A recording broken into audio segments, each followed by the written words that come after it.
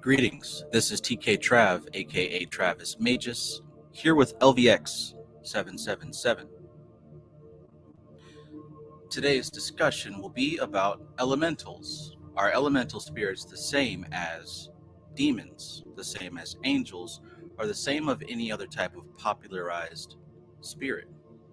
So, in this discussion, we're going to look at quotes from people like Paracelsus, people like Madame Blavatsky, and also an author by the name of Louise Off. In particular, I'm going to read a few excerpts from this book called Nature, Spirits, and Elementals. So if this is a subject that you're interested in, first of all, go ahead and hit that like button. Second of all, check out this book on Amazon to see if it's something that you'd be interested in reading, because out of all of the books on elementals that I've been buying and studying, this one seems to have a lot of useful and appropriate information. So I hope that you are having a swell evening, and peace to all my favorite people in the universe. Ralts, peace and greetings. Kevros SS God, peace. Starlion, peace. Nefrayu, peace. My fellow cyclomate. Curve, peace and greetings. MC Maestro, peace. Let's get to it. So, elementals. What are elementals? So, I like to start these with a question lately.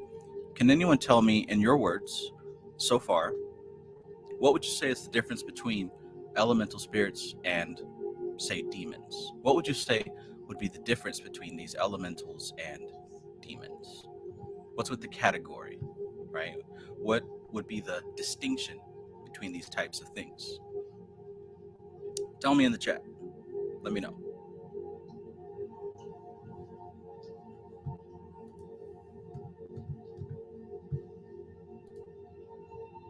Hazard Pie, hot and ready. Or I should say hot and fresh. Hot and ready is Little Caesars, right? Dunkin' Donuts is what we're going for here. Jeff R524, peace and welcome. Framestar Films, peace, my fellow initiate void stranger, peace and greetings. So what's the difference? Starlion says there is no difference. Your mind makes it such. Okay. So we know that to be true. And why do you think that people throughout literature, occult literature, popular culture, etc., why do you think people would make a distinction between these things? Now, of course, most people don't know what an elemental is, let alone speak about it. But why do you think people would make the distinction between these types of categories? Like, what's the difference between a demon and an angel? I don't mean the smart guy definition. I mean, like, the practical, down-to-earth NPC level. Not even NPC level, but just above the NPC level, right?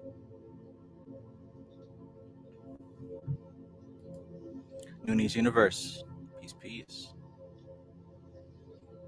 MC Maestro says, demon is a configuration of multiple types of elementals with a specific intent and resources, while elementals are singular in type with no intent unless one is given. The distinction is complexity. I think that's a perfect synopsis there. For sure. Ralts says, like the same thing, pentagram, but reversed, which lets the God spirit be used in ways without the balance and governing of the other elementals or archangels who correspond to those elements. Okay.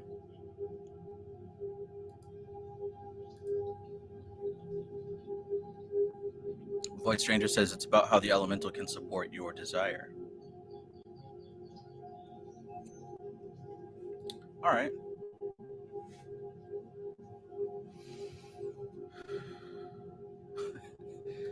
Nooney's Universe says, sorry if this is a little off topic, but what are your thoughts on blood pacts? My thoughts are that there are many ways to do a thing. Just make sure that the thing that you're doing, the way that you're taking to do the thing, is useful and appropriate. Is a blood pact useful and appropriate to your goal?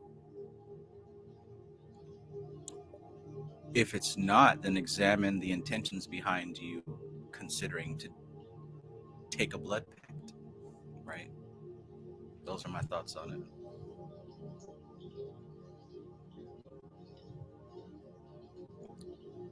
It all, if you don't know, it all boils down to, is it useful and appropriate? And if the answer is yes, make sure that you know why it's useful and why it's appropriate. If you don't, then consider why this is even an option. For some people, it most definitely is. For others, it's just something that they heard someone else talk about.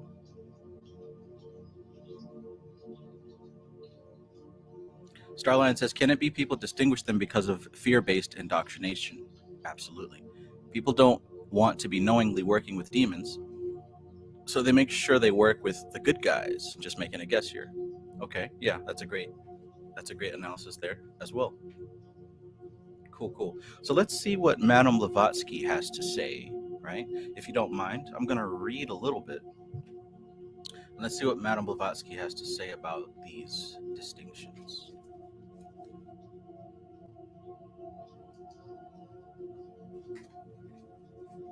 Okay, so in the introduction to Isis Unveiled, we find the following definition of an elemental spirit.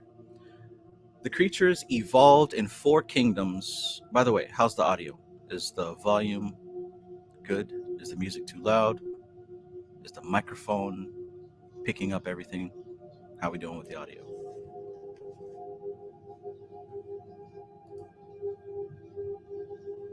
ACW, peace.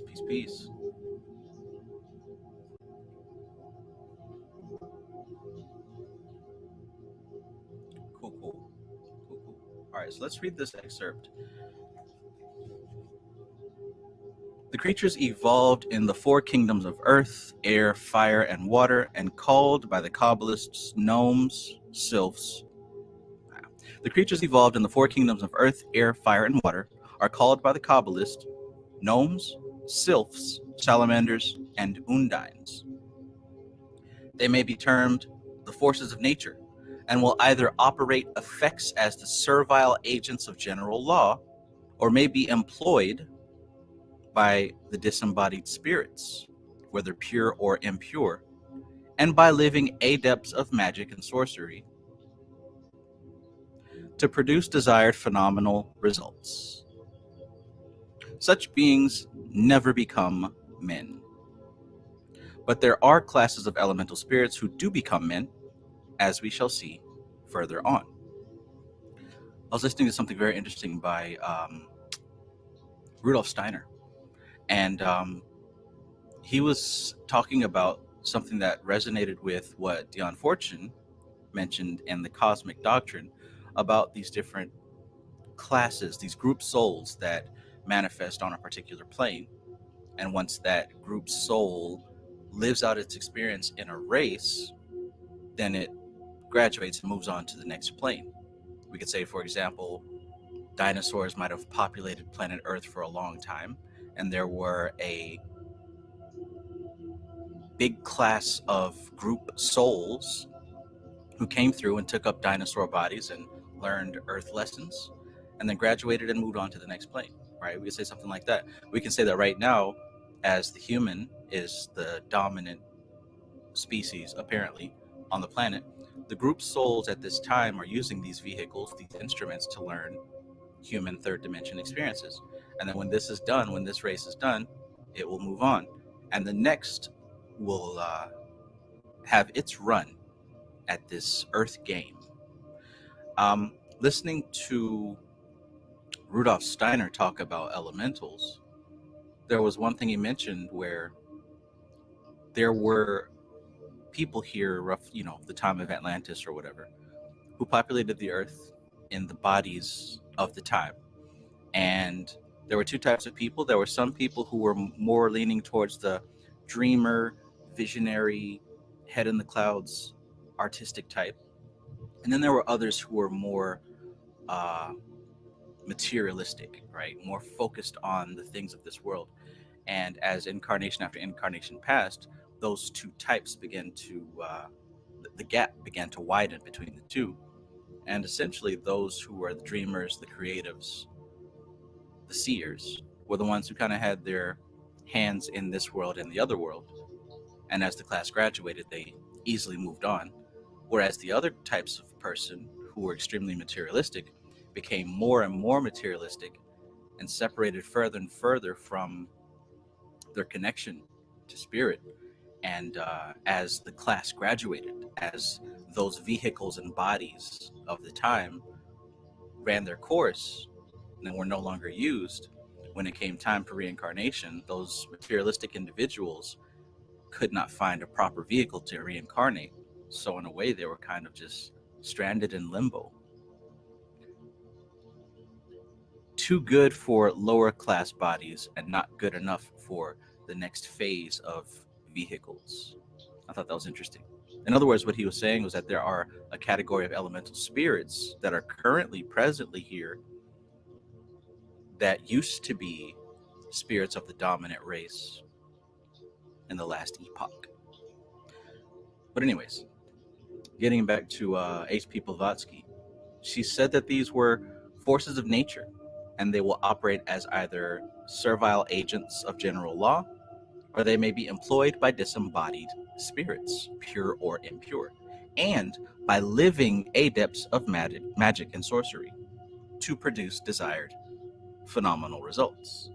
She also goes on to say, under the general designation of fairies and fays, these spirits of the elements appear in the myth, fable, tradition, and poetry of all nations, ancient and modern. Their names are Legion, Paris, Devs, Jinns, Sylvans, Satyrs, Fauns, Elves, Dwarfs, Trolls, Kobolds, Brownies, Stromkarls, Undines, Nixies, Salamanders, Goblins, Banshees, Kelpies, Prixies, Moss People, Good Neighbors. Like a good neighbor, State Farm is there. Good Neighbors, Wild Women, met some of those, Men of Peace, White Ladies, and many more. They have been seen, feared, blessed, banned, and invoked in every quarter of the globe and in every age. These elementals are principal agents of disembodied but never visible spirits at seances, and are the producers of all the phenomena except the subjective. Now, that was a pretty wide, pretty extensive list, huh? We've all heard at least 5 of those terms employed. In the Jewish Kabbalah, the nature spirits were known under the general name Shadim and divided into 4 classes. The Persians called them Devs. The Greeks indistinctly designated them as demons, and Egyptians knew them as Afrits, Afrites. The ancient Mexicans, says Kaiser, believed in numerous spirit abodes, into one of which the shades of innocent children were placed until final disposal. Into another, situated in the sun, ascended the valiant souls of heroes, while the hideous specters of incorrigible sinners were sentenced to wander and despair in subterranean caves, held in the bonds of the earth atmosphere, unwilling and unable to liberate themselves. They passed their time in communicating with mortals and frightening those who could see them. Some of the African tribes know them as Yowahus. Interesting. I'm going to read one more line here. She says, of the ideas of Proclus on the subject, it is said in the Isis Unveiled, he held that the 4 elements are filled with demons, maintaining with Aristotle that the universe is full and that there is no void in nature. The demons of earth, air, fire, and water are of an elastic, ethereal, semi-corporal essence. It is the classes which officiate as intermediate agents between the gods and men. Although lower in intelligence than the 6th order of the higher demons, these beings preside directly over the elements and organic life. They direct the growth, the inflorescence, the properties, and various changes of plants. They are personified ideas or virtues shed from the heavenly ool into the inorganic matter.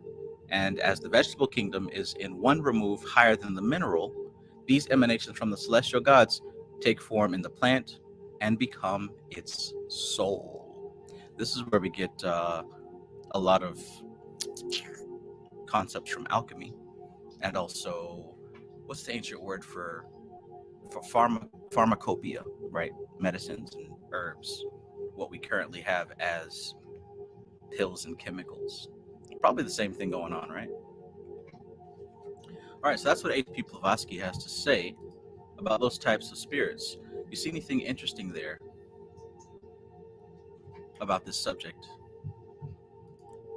Zero says Ifrit like the one in Final Fantasy. My exact thoughts. First time I've ever heard that word was with, pretty sure it was Final Fantasy 7 with Ifrit. Maybe Final Fantasy 8. But anyways, every time I see Ifrit, I think about that. MC Maestro says Karens are elementals. Who'd have thunk it, right? Who'd heard of such a thing? Whoever heard of such a thing?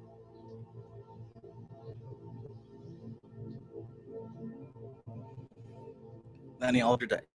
Peace, peace.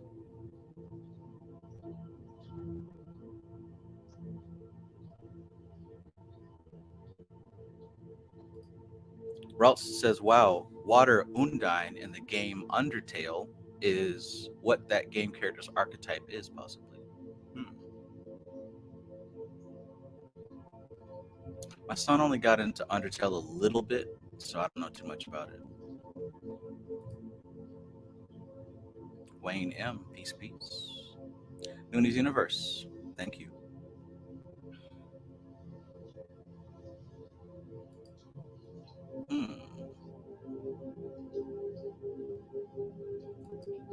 Ralph says Good Neighbors is the name of a food bank here. Also makes me, not only State Farm, but also makes me think of the Keebler elves. Some of these companies that use these icons and these sigils, for sure, there's got to be some practitioners in those levels, for sure.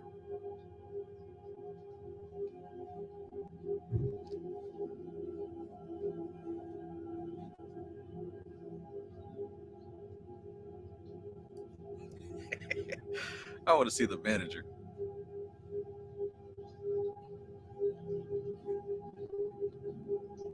Okay, so let's read a little bit more here. I like that she said that the Greeks indiscriminately labeled these things as demons. So I think one of the points that can be made here is that yes, what we call and know of as demons rest in a separate category than elementals. To some people who lack discernment and who lack the, what's the word, the refinement of perception, pretty much anything that isn't Jesus is going to be considered a demon, right? So you have a big group of people that are going to call everything a demonic spirit. And unfortunately, a lot of these people do write books and spread misinformation. So that's probably why you're going to see a lot of this stuff mixed together. That's on one extreme, everything's a demon mentality. On the other extreme is what Starline said earlier. Essentially, not all, but a vast majority of the spirits that human beings interact with are of the same caliber. It's just the differences are it takes a refined awareness to be able to perceive them.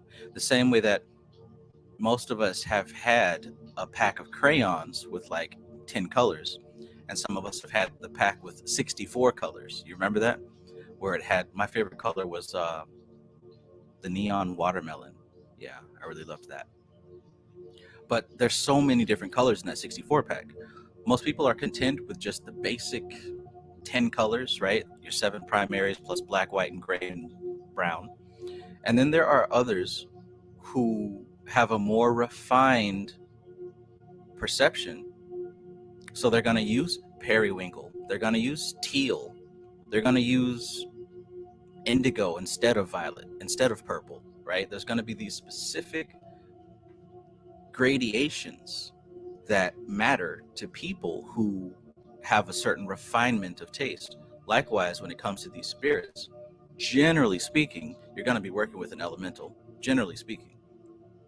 But there are refinements and levels. That's why we have a thing called elemental kings.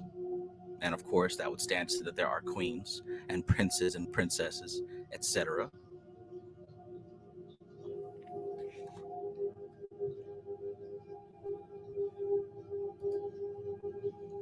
MC Marshall says, in the top 500 companies in the US, I don't think there's a choice to not have some occult framework. Absolutely. Absolutely. Nicholas Tabaras says, how can one protect one's vehicle body being used by these types of lower entities? Thank you, Travis. Okay, so here's the thing. In order to protect your vehicle and body from being used by these type of entities, you're going to have to change that mindset from how can I protect myself? And we're going to get into that a little bit later. What we're specifically going to get into is the fact that these entities do not perceive. They only reflect the force directed at them. Did you catch that? They only perceive. They don't perceive. They only reflect what is being received. So if you're sending out waves of, how do I protect myself from being used by these lower type of entities, there are corresponding thoughts and beliefs that are echoed out with that. Like if you beam that out as a signal, how do I protect myself from these lower entities? It comes with the belief that there are lower entities that are using you against your will. You see how that works? Like when it comes to understanding a metaphor, you're going to take everything with it, even what's not said. So first step is to change that mindset, brother. Or yeah, Nicholas, right? Whatever. You're going to have to change that mindset to one that is already pre-programmed with your success, with your victory, with the fact that you stand in a position of safety, peace, etc. These things reflect, they don't perceive. Are you aware of anything else in your existence that does not perceive but only reflects what you push at it? See, these beings are beings of force, so they only understand the language of force. Emotion is a force. So if you send out an emotion, it's going to respond in kind. Fear generates certain types of emotions. So does confidence. So does gratitude, right? I said before, like if you listen to the stuff that I say, especially about this occult business, you'll understand that there's more to it. The states that you employ, the states that you occupy are the elemental spirits. What I mean by that is if you employ a state of feeling proud, of feeling satisfied, of feeling, like you're doing something with yourself in the world, right? If you employ a feeling like that, you're sending out a force, a vibration that is going to be received by the energies that circulate you and continue to create every second and every moment. These elemental spirits are not something that you choose to work with or choose to not work with. They are work itself. You got to think about this now. All of this existence is created out of the 5 elements.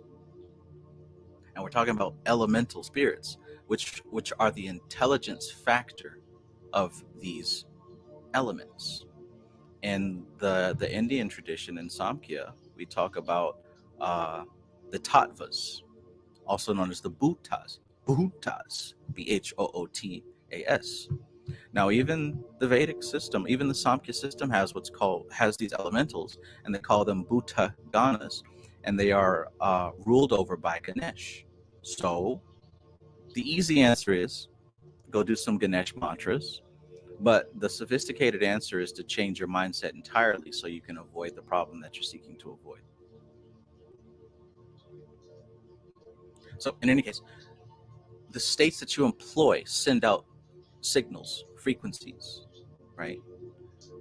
If you're feeling full of gratitude and full of peace, you're sending that out into your environment, and the environment is going to reflect it. It's going to reflect it. And the more you do it, the more consistency you hold on to it, the stronger that force is going to be. And if you entertain states of fear, anger, sadness, etc., well, that's what you're going to manifest. And the armies of spiritual intelligences that surround you and everyone else are going to respond to the orders you give them and the orders that you've been giving them.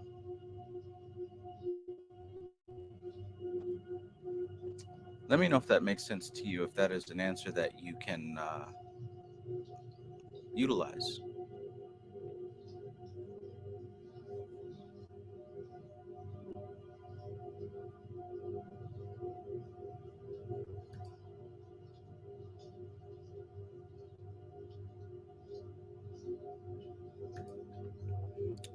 Jace 12 LO 12 asks, what do you think of Jesus, and why does that name seem to hold power over demons, aka casting out demons out of people? It's a good question.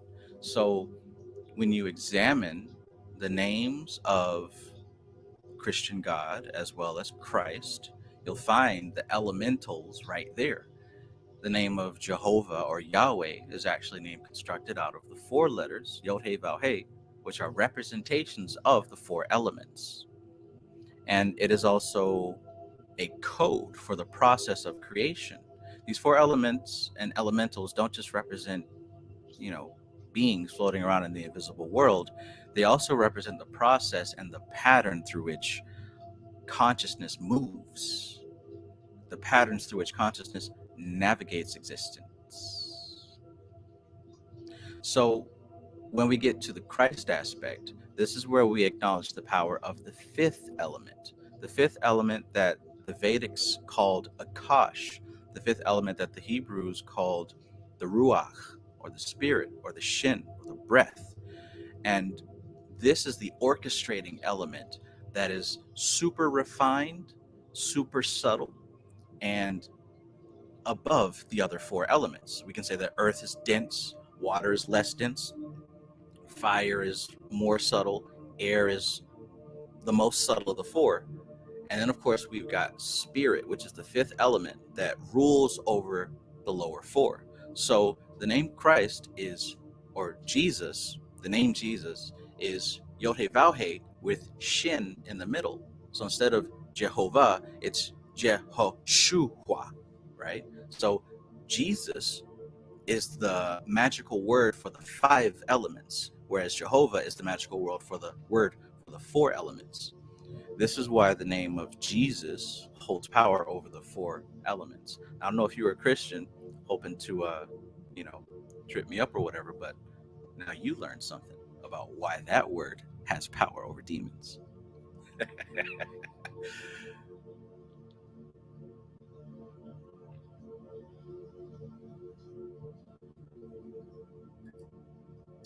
So what are your thoughts on question mark? Asking for a friend. Maybe you can ask that again. MC Maestro says, I'd argue that the states are goetic commanders and organizers of the elementals. Okay, I can see that, right? I can see that. I would not disagree.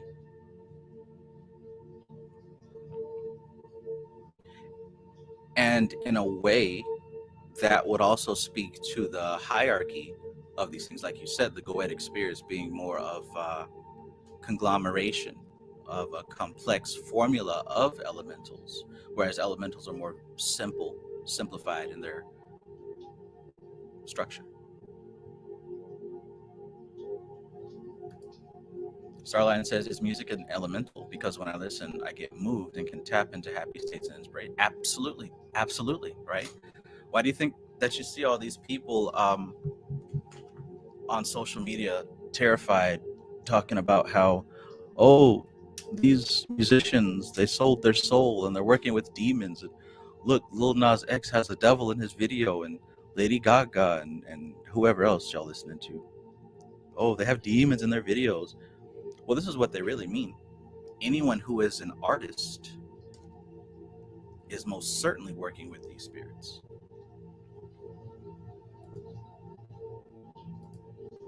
And it's not a bad thing. Like, this isn't a conversation that's like, oh, we got to get prepared and we got to, like, I know that's what a lot of people kind of frame this stuff as, but I'm not really talking in that way. This is more of a neutral kind of deal, right? More of a neutral understanding that from a magical perspective, from a spiritual perspective, this is how these things are moving. This is what's going on.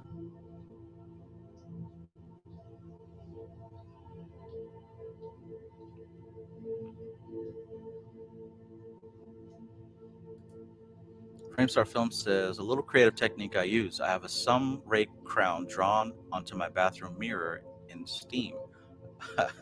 So the imprint remains. Each morning my reflection wears the outline of that soul Invicta's crown. Nice. Nice.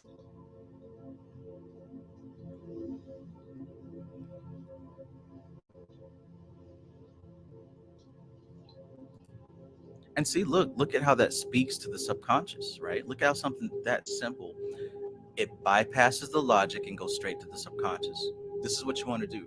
You want to do whatever you can do, whether symbolically or literally, to speak to your subconscious mind. You got to be clear on and identify the message that you are trying to convey, the message that you are conveying to the subconscious. You got to be clear on that first. And secondly, do whatever it takes to get the message through. The person asked about blood packs, and I said, do what's useful and appropriate. Another way I could say that is, if this is something that is going to maybe scare you or cause pain or some type of significant emotional imprint, and you're mature enough to utilize that towards your ritual, absolutely. But if you're somebody that's just doing it because someone said it would be a good idea and you don't have an understanding of it, you probably shouldn't be doing it.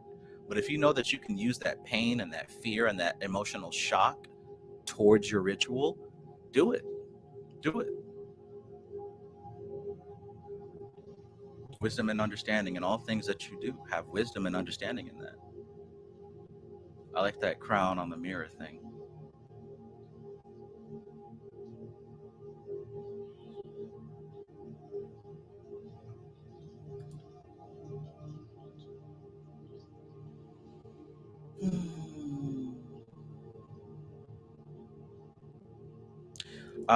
Nicholas Tavares asked, who asked the question earlier about how to protect themselves from being used from these lower entities, asked, I guess the question was, how can I make a servitor transfer a desire that I do not like to feed any longer? Thank you.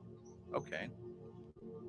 So if you have a desire that you no longer would like to feed any longer, symbolize the whole like, this is what a ritual is. It's a symbolic representation of the exchange of force, right? There's an exchange of force. Your ritual is a symbolic representation of that exchange of force. So if the exchange of force in question is, I have a desire that I'm feeding and I no longer want to feed it, you need to perform a ritual that symbolizes you breaking that connection, you no longer feeding it, or you transferring that desire completely into something else, right? This is where you use your imagination to figure out how exactly you want to get rid of it, right? Do you want to cut the cord? Do you want to drown it away? Do you want to burn the connection? This is where you use your creativity and figure out how you want to symbolically represent that you no longer have this quality. Once you figure out how you want to enact this process, then you'll know what element to use, you'll know what way to do it, and you do it either once or twice with significant impact, like the person was asking about the blood pact. That's going to be something significant. If you cut yourself and bleed, you're not going to forget that anytime soon. Or if it's going to be mundane, make this something that you can ritually do repeatedly, consecutively over time, so that it makes a subconscious imprint and you get the message. Because you got to think, it took you a long time to build up the desire and feeding that desire. So it may take you a long time to repeat this symbolic message, unless of course you take the shortcut, which is an emotional spike, sometimes called trauma. and still do what I said earlier. Change the mindset. Change the mindset completely. Switch the belief and do that ritual.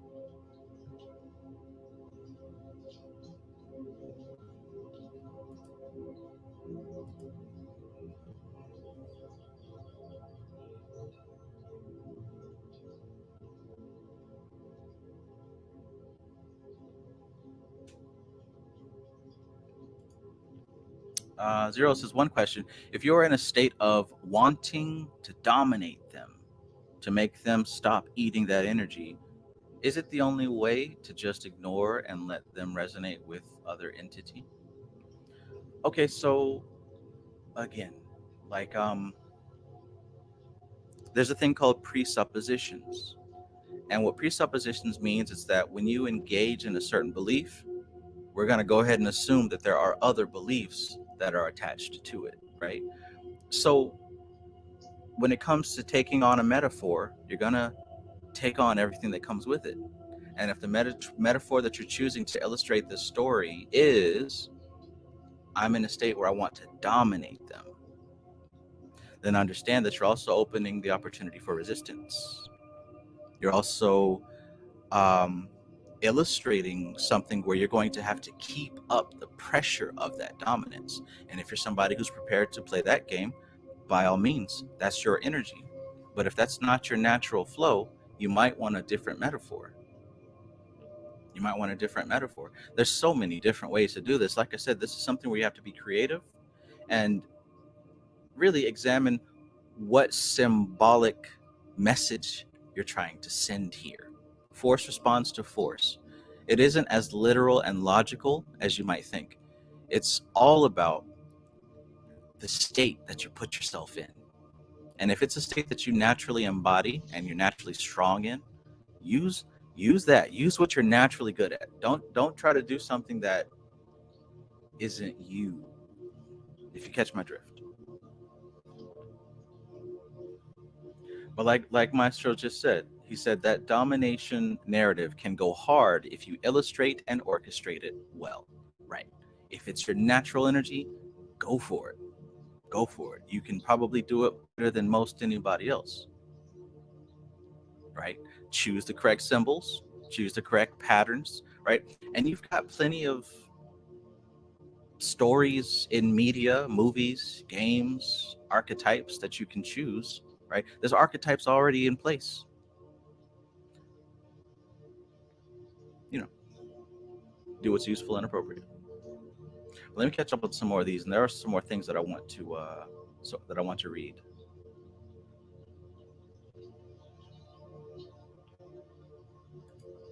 Hazard Pi says, I think the other three elements are the fifth element. They kind of collapse into fire, water, or air out of it, and earth is different. Yeah, yeah. It sounds like you're coming from the perspective of School of Franz Barton.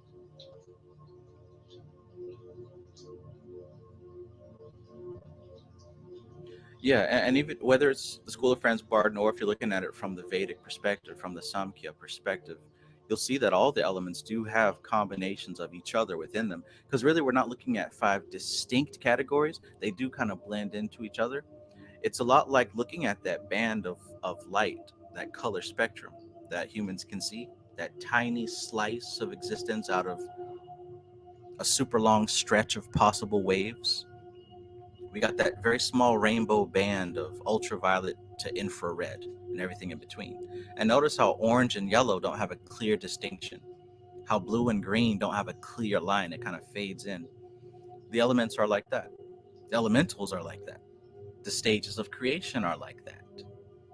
And that fifth element is one that we could even say exists outside of the rainbow, right?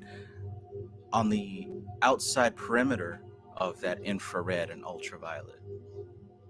Perhaps even the rest of the frequency bands that we fail to perceive. I like to think of transitory aspects of systems like Akash or Kether and Malkuth, or even Muladhara and Sahasrara. I like to think of those extreme transitory. I say transitory because like Kether is going to be the transition into the next Malkuth, or Sehesrara is going to be the transition into the next set of chakras, right? I like to think of those as a representation of everything that is beyond that can be accessible. For example, we've got the four trees: Asaya, Yetzirah, Bria, Atziluth. And you could visualize them as like four tree of lives stacked up on top of each other. The lowest tree, Asaya, has Kether at the top. And for life in the tree of Asaya, that Kether is the highest point. But when you zoom out and look at the whole thing, it's actually pretty low on the scale. Now, for the perspective of the beings within that tree of Asaya, if any of them are able to cross their Doth, their abyss, and tap into their upper triad, tap into their Kether, whatever they come across can only be described in terms of their Kether to the rest of the beings in their tree. So it's almost like if you and I were able to access frequencies and understandings from super high dimensions, even if we had a clear communication from entities of the beyond, we would be excruciatingly, desperately limited in the words and symbols we could use to communicate it to the rest of our people. So I like to think of the fifth element, Akash, love, and Christ, as representatives of that kind of boundary, right? They can reach the beyond, but we can only reach them. And isn't that what it was with Christ and Christianity? Christ being the Son of God, both God and man. And it is through him that we reach God, right? That's what that means. But yeah, I like to see it like that.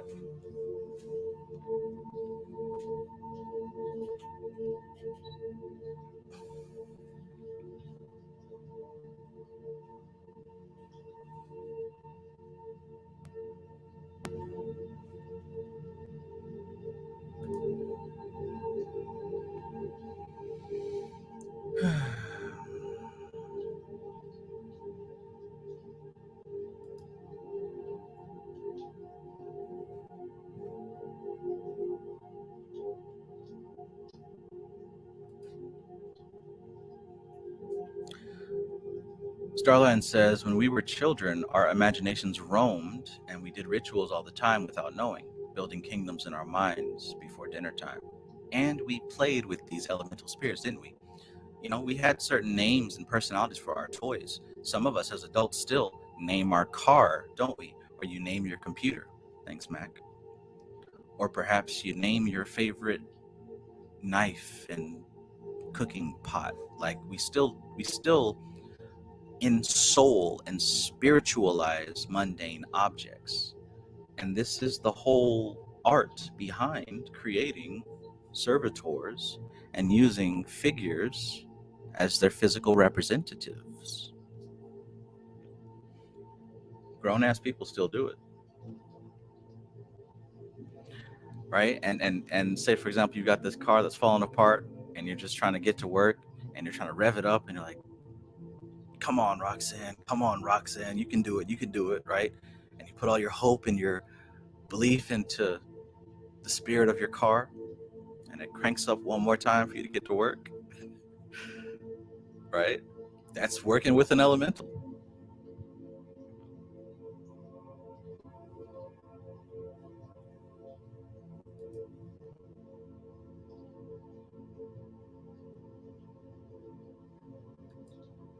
Starline says, being a magi is like being a child again. Hell yeah.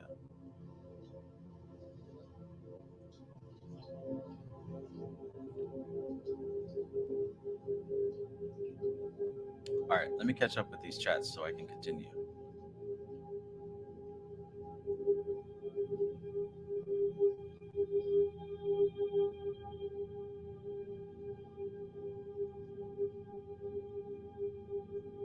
Oh, nice. says the guy from the Pikmin games is a great archetype for working with elementals.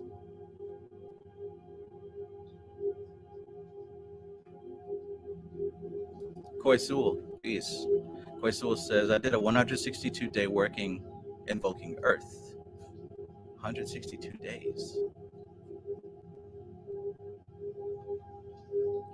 LBRP style. Facing north, before me, Uriel. Behind me, Forlac. And to my right, Carib. To my left, Gob. This working shook me up and rebuilt me. Now I'm doing air. Wow. Wow. I applaud and respect the dedication and consistency, my friend. Hell yes.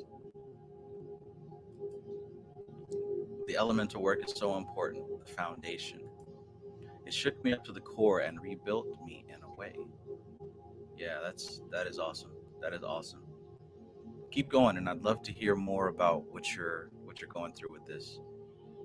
But yeah, since I met you on here, you've always seemed to be very serious about the Kabbalistic ceremonial ritual. I'm glad to see you're still on it.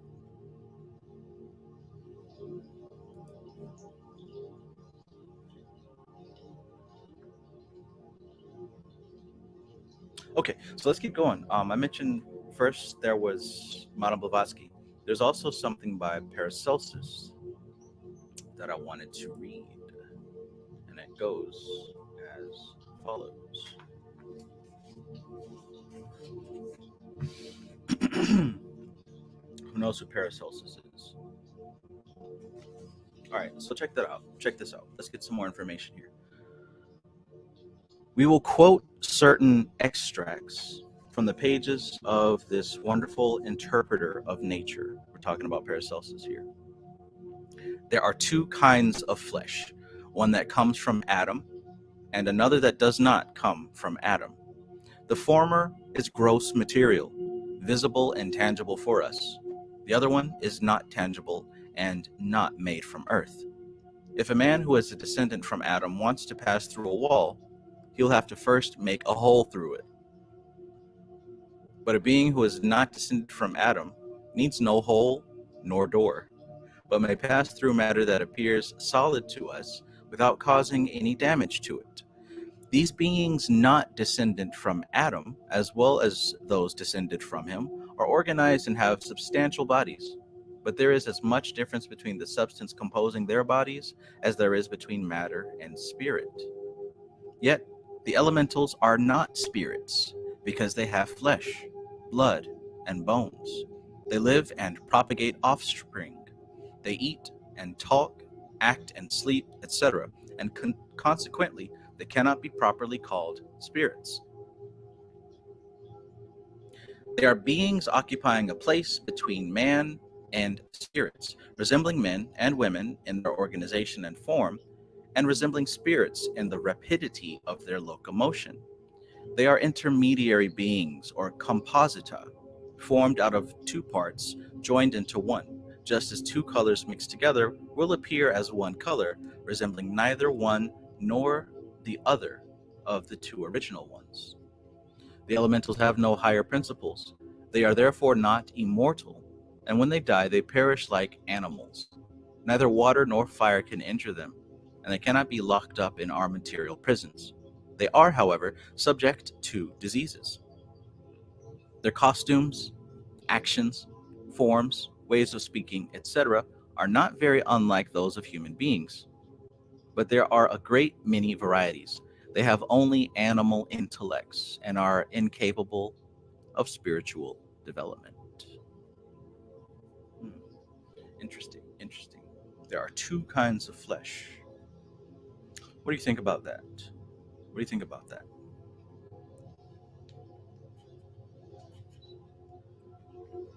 And I've certainly heard and read about how earth elementals literally live in the earth and they just move about like fish move through water or like human beings move through air.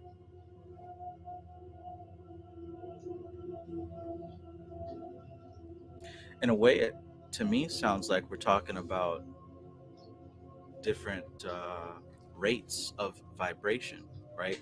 Because, like, if you think about it, Our eyes and our ears and our bodies move at a specific set of vibration, at a specific speed. If our consciousness was slowed down or sped up to a significant degree, we would not experience reality the way that we're experiencing it. If our consciousness was sped up, we would not be seeing or hearing or feeling things the way that we currently are. So to me, it sounds like we're talking about beings that live in different frequencies, so to speak, different rates of existence.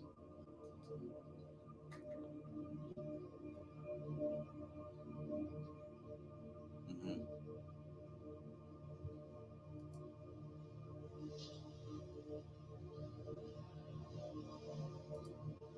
Bramstar Film says the cross pollination of elementals through either crystals or incense. The list goes on and on.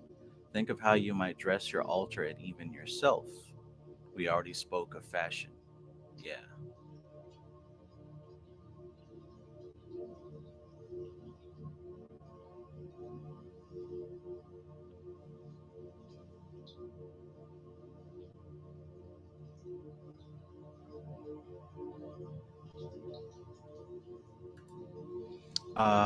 Jace 12 LO12 says genuine question.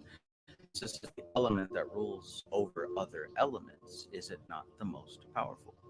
Yeah, in comparison, absolutely. In fact, there is a verse where Christ himself says, I give you power and authority over all spirits, serpents, and snakes. Something about not so that you can gloat over how powerful you are, but so that you can know that I'm the man. I forgot which number that verse was. Maybe somebody can look it up. I believe it was like Luke chapter 9, verse 11 or something like that. It's in Luke for sure. But yeah, he declares that I give you power over other spirits. But I think you knew that already.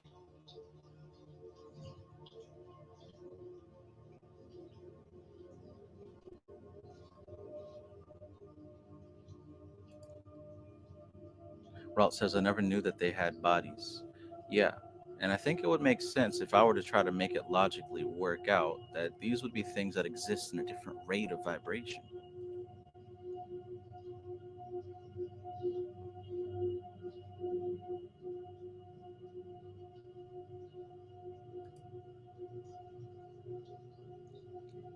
That's a classic, Starline. Starline says, remember that old video where the guy in Atlanta is pointing at a tree and was all like, anybody else see the leprechaun? Say yeah.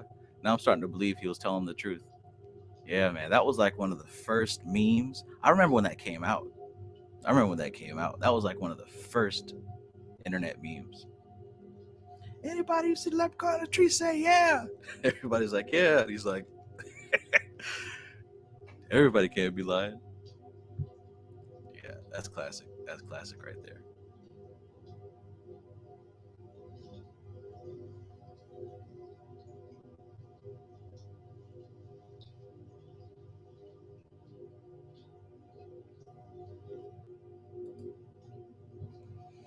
6 days in says, what's your favorite elemental to work with and why? Honestly, I would say fairies because they seem to be the closest to humans out of the rest of the kin that I've worked with. And yeah, they happen to know a few things about people.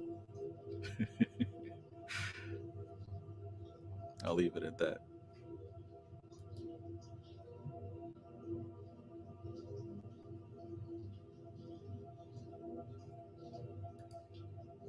Zero says people in my town told me they saw a goblin when they ate shrooms. Now I get it. Ah.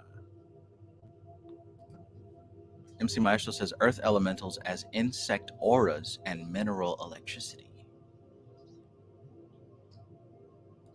And shroom comms as well. They have divine knowledge on thine ops. Right. They have divine knowledge on a lot of different things. Let's keep going though. That wasn't quite the end of what I wanted to point out. How you liking this elemental talk?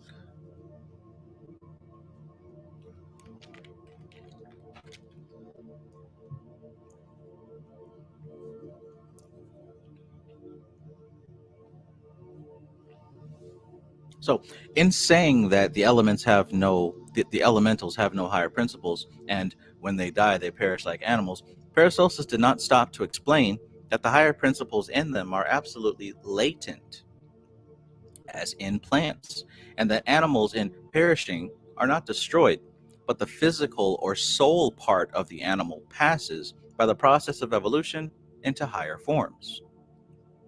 Each species moves only in the element to which it belongs, and neither of them can go out of its appropriate element, which is to them as the air is to us, or the water is to fishes, and none of them can live in the element belonging to another class. To each elemental being, the element in which it lives is transparent, invisible, and respirable. That means they can breathe through it, as the atmosphere is to ourselves. As far as the personalities of the elementals are concerned, it may be said that those belonging to the element of water resemble human beings of either sex. Those are those of the air are greater and stronger. The salamanders are long, lean, and dry. The pygmies, gnomes, are the length of about 2 spans, but they may extend or elongate their forms until they appear like giants. Hmm. Nymphs, undines, or naiads have their residence and palaces in the element of water. Little Mermaid. SpongeBob. Sylphs and salamanders have no fixed dwellings. Salamanders have been seen in the shape of fiery balls or tongues of fire running over the fields or appearing in houses, or at physical seances as starry lights, darting and dancing about.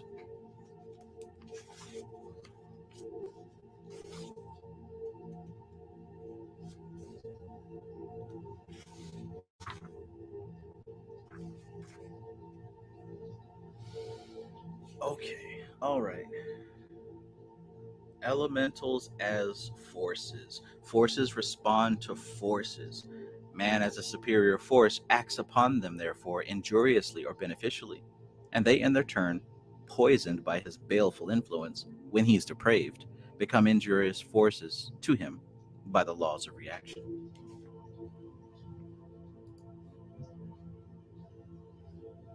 So let's see.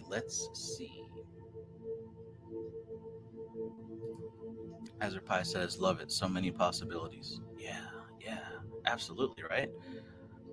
And it does fill in some gaps. Like ever since Manly P. Hall mentioned in that book that we read that there are a lot of people who think that they're working with different gods and goddesses, but in truth, they've actually been working with elementals who are wearing the shape of gods and goddesses, right? Like Huey, Dewey, and Louie in that extra long coat trying to sneak into the movie theater.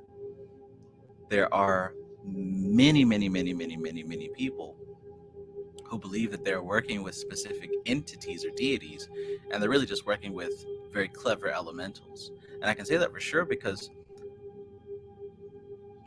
have you ever been really into something like, say, a particular music genre or a TV show, like, say, maybe even the Star Wars universe? Like, have you ever really been into something, right? Like been a fan of Metallica since the 80s? Then all of a sudden somebody's like, "Oh, I love Metallica. They're my favorite band." And you're like, "Oh, what's your favorite song?" And they're like, Saint Anger. And you're like, "What? Really?" Right? Like they claim to know everything about it, but in truth all they really know is like some extremely surface level information that took no effort on their part whatsoever and shows a lack of understanding. Well, it's like that as well. There are plenty of people who claim to work with certain spirits or gods, but can't be bothered to study anything about them, can't be bothered to actually sit still and learn a thing or two about that entity or spirit, yet they're working with that spirit. That's a telltale sign to me. I met plenty of people who claim to be working with Shiva, plenty of people who claim to be working with Kali and Shango and this, that, and the third, yet really have a less than rudimentary understanding of their correspondences, of their mythology, of anything to do with them other than a visual depiction they found on Google. Same thing with the Goetia, right? A lot of people want to work with the Goetia, but don't really know. much about the spirits or the system. Well, you're still getting results, right? That doesn't mean that you can't do magic. That doesn't mean that you're not doing sorcery. Just understand that elementals can do this as well, right? You can buy an iPhone from Apple, and you can get a very similar phone from Wish, right? You can get Fruity Pebbles from the grocery store, or you can get Rainbow Rice from Dollar General.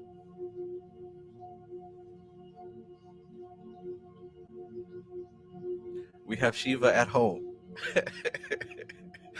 we have Goetia at home.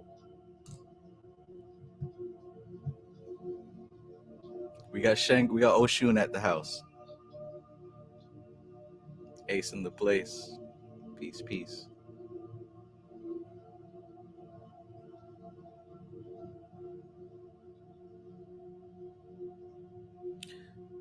Jace 12 of 12 says, can this be replayed? Absolutely.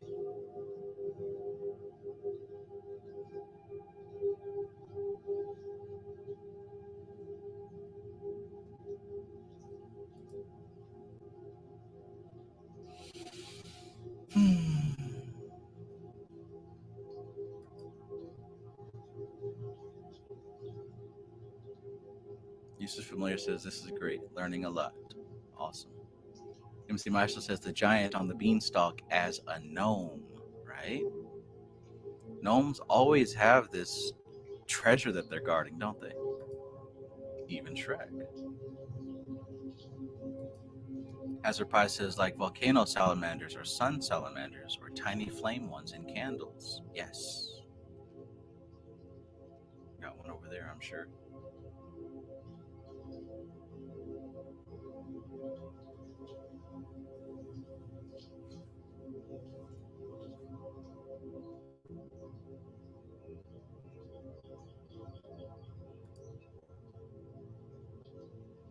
Starlion says, interesting. So Ganesh is an elemental, or is his energy so evolved through the ages that he becomes the godhead?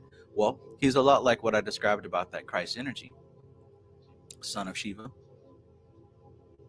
Ganesh is operating at a certain level that can be seen as the container of the elements, right? This is why Ganesh not only rules over the elements, but he also rules over astrology. And astrology is the science of being able to track the motion of elemental forces, both terrestrial and cosmic. Ganesh would represent somewhat of a container of all that activity, right? If the elemental forces were a swirling smoothie, Ganesh would be the glass container that holds the whole thing, the glass container, right? And you could see Prakriti, or his mom, as the actual blender machine, spinning and spinning like that. Spinning would be the om, the sound you'd hear the blender make, that's the om. And of course, Shiva would be the electricity that powers the whole system.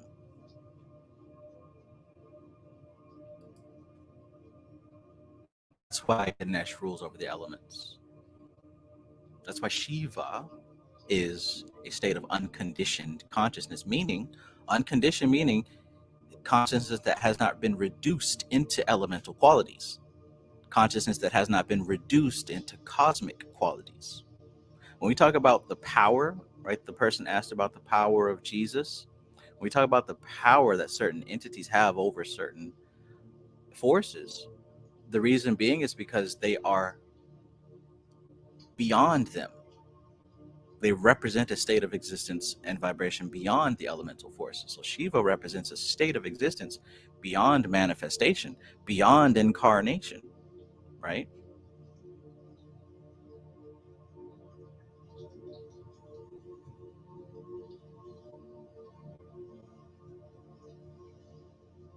MC Marshall says, met a shaman who gave ceremonies but didn't know much about what they were doing.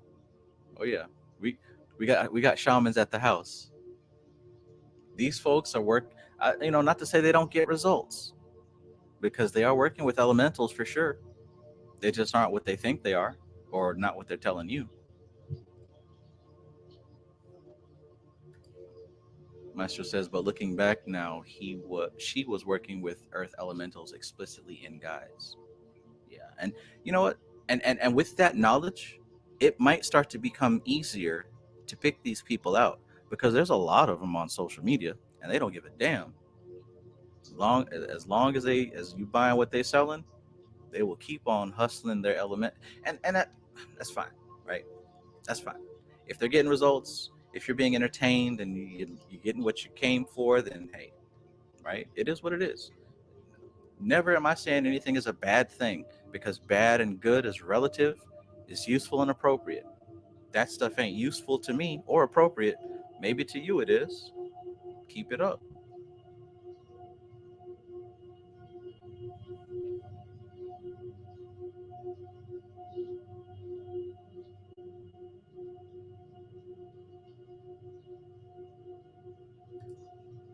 Useless Familiar says, so are the elementals less relevant? Perhaps the gods they imitate are more prone to encouraging base impulses.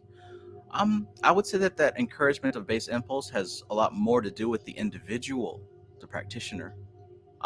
These gods and these deities, many of them represent states of subtle consciousness.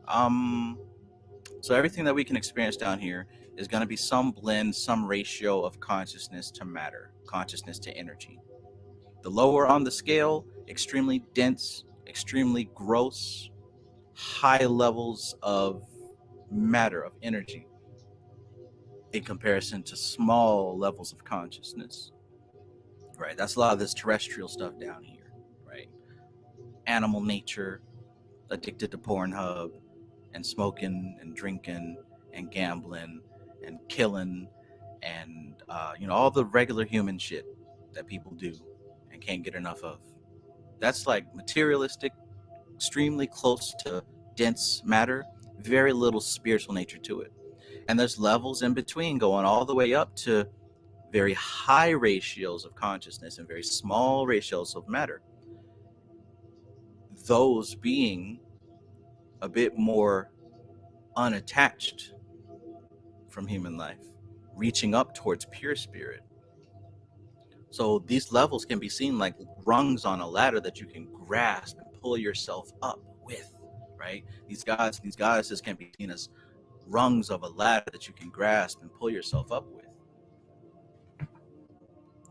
So when you do the mantras for these entities, when you focus on their images, they're going to communicate divine messages to you, divine vibrations to you, that you're going to translate as messages that you can use to grasp and pull yourself up with, right? I was meditating on the image of Lakshmi the other day, and before, the message I would always receive from her was, focus on me, focus on me. In other words, don't worry about the distractions. Don't worry about the doubts, the fears, the nuisance, the people over here, there. Don't worry about none of that. Only focus on the mission. That's it. You only have time for the mission. That's what she used to say to me. And as I went through my lessons and training and experiences, and I began to focus more on her image, I realized that what she was actually saying was focus on me, right? She had a little dot in the center of her head. And I'm like, wow, focus on that little red dot. That's what she was saying. Now, for reasons that may be a bit difficult to explain in this live stream, but focusing on that dot, because that dot is that third eye center, and that third eye center is where or the observer's consciousness becomes one pointed and penetrates that energy, right? So you leave this level of vibration and enter her level of vibration and exist there and exist there and vibrate there and move all the matter below from that level, as opposed to trying to move it from within it, trying to scramble and scrape out of quicksand. Instead of that, you can rise above that quicksand with a very long and thick spoon. Kind of stir it up a bit, get the good stuff at the bottom to float up to the top. In any case, In any case, these gods and goddesses can and should be used as ladder rungs to pull yourself up out of materialism and into spirituality. And if you're dealing with elementals wearing the guise of that god or goddess, you're not going to get those levels of communication. You're going to get messages, you're going to get more of the same. It's going to be an echo chamber. You're going to be in a room full of people who are not going to disagree with you, even when you're wrong. In fact, they're going to echo what you have to say when you're incorrect. That's what you're going to get when you're working with elementals. See, the thing is, it's not bad. Elementals are not bad. You have to understand that elementals do not perceive, they only receive. They only receive. So if you're working with elementals, you're telling them what to do. This is why in a video before, I mentioned that working with these spirits, you don't want to be taking advice from them. And somebody asked me, why, Trav? Isn't divination taking advice from elementals? But no, it's not the same thing. See, if you're taking advice from elemental spirits, you're not getting any new information. You're just getting back something that you already sent out. That's not even advice. You're just playing with yourself, right? Now, if you're speaking with something that ain't even here, something that is vibrationally miles ahead of you, the information you're going to receive is going to be of a different flavor, man. That's like asking a dog how you should go about doing your taxes. How should I do my taxes, puppy?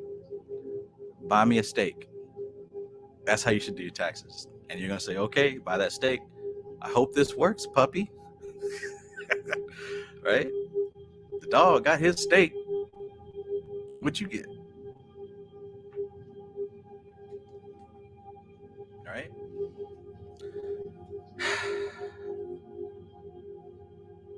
Somebody hears what the hell I'm saying. Let's keep rolling. But yeah, to answer your question, you're familiar. So the elementals less relevant. Perhaps the gods they imitate are more prone to encouraging base impulses.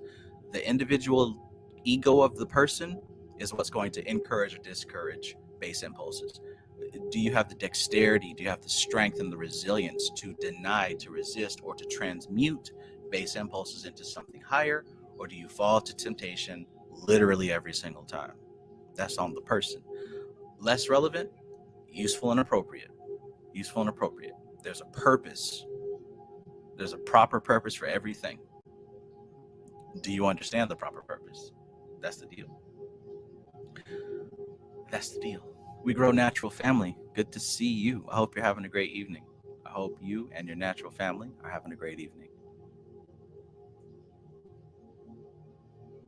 MC Maestro says, damn, reframed, grimy people for me. These are elementals wearing people. Facts.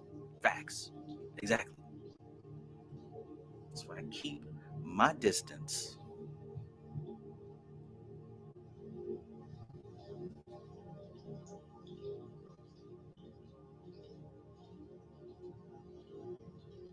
Oh, that's nice. Starland says, perhaps that's why he has a big belly to symbolize he can contain it all. Yeah, I'll keep that.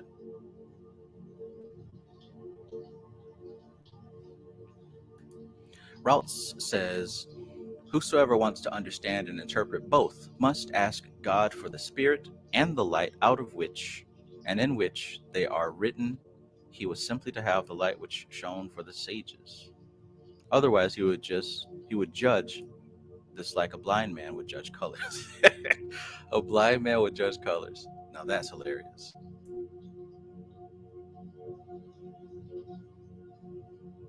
Ooh, 11:11. Oh, it's not 11:11. You're way late on that.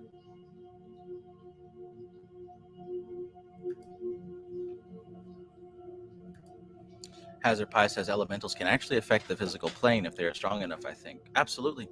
Absolutely. They are the physical plane is composed of elementals and their effects. So yeah, when you learn how to communicate in their language, you learn how to work with this stuff like Play-Doh.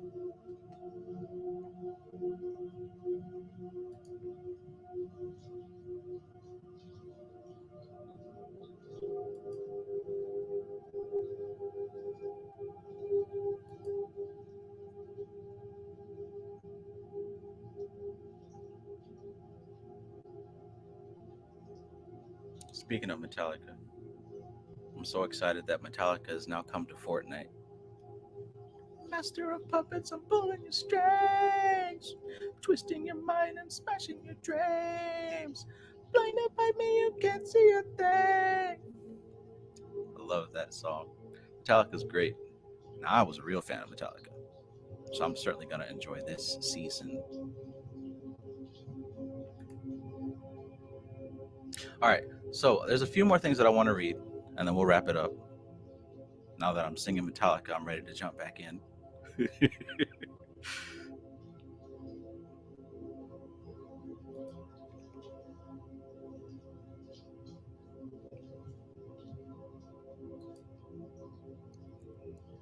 Indeed.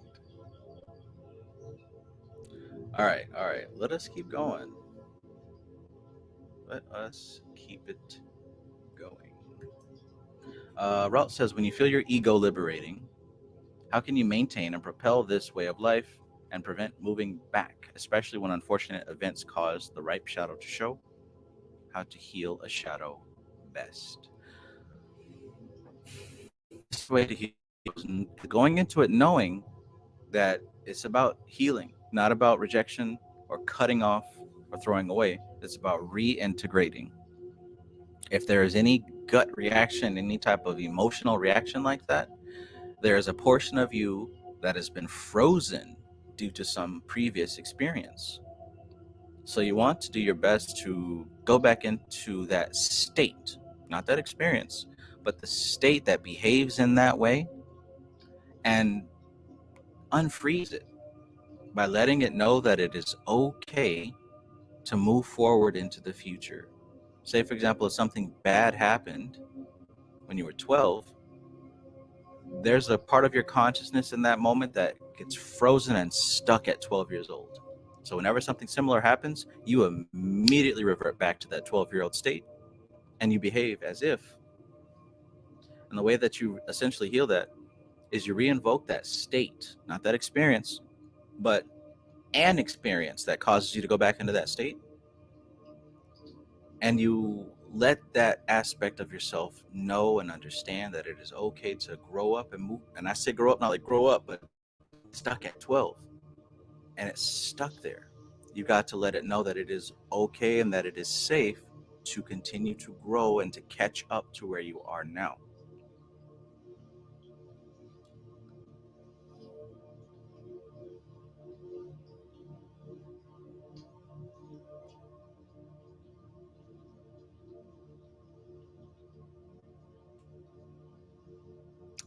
All right.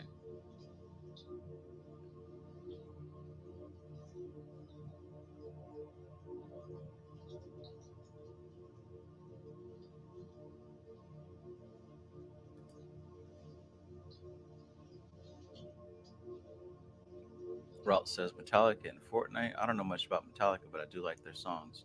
Yeah, some Fortnite has multiple game modes, and one of them that they've pretty much incorporated is like rock band kind of deal. So like you can play music, and now Metallica's about to have a concert on Fortnite. Now, see, I wish they would have chose either "And Justice for All" or perhaps "Ride the Lightning," but they chose one of their newer albums. In any case, I'm just happy to see it. I'm not going to complain.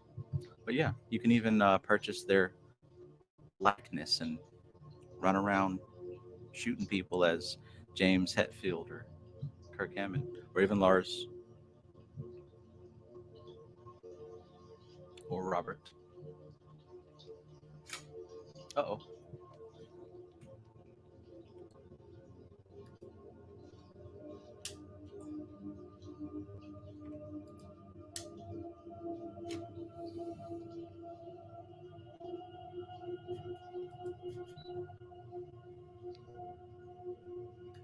Zero says, so learning to communicate with them means to literally vibrate in a frequency they understand so they can stop what they are doing or maybe redirect that into something else. Exactly.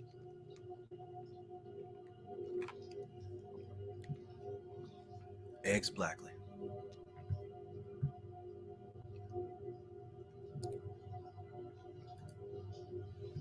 Maestro 3000 says, based on this lecture, it seems like magic is therapy applied psychology. I would say that applied psychology and self therapy is a form of magic because one of those things existed before the other. And that doesn't necessarily mean that oldest is best, but in this particular case, oldest has the most tricks up its sleeve. No pun intended.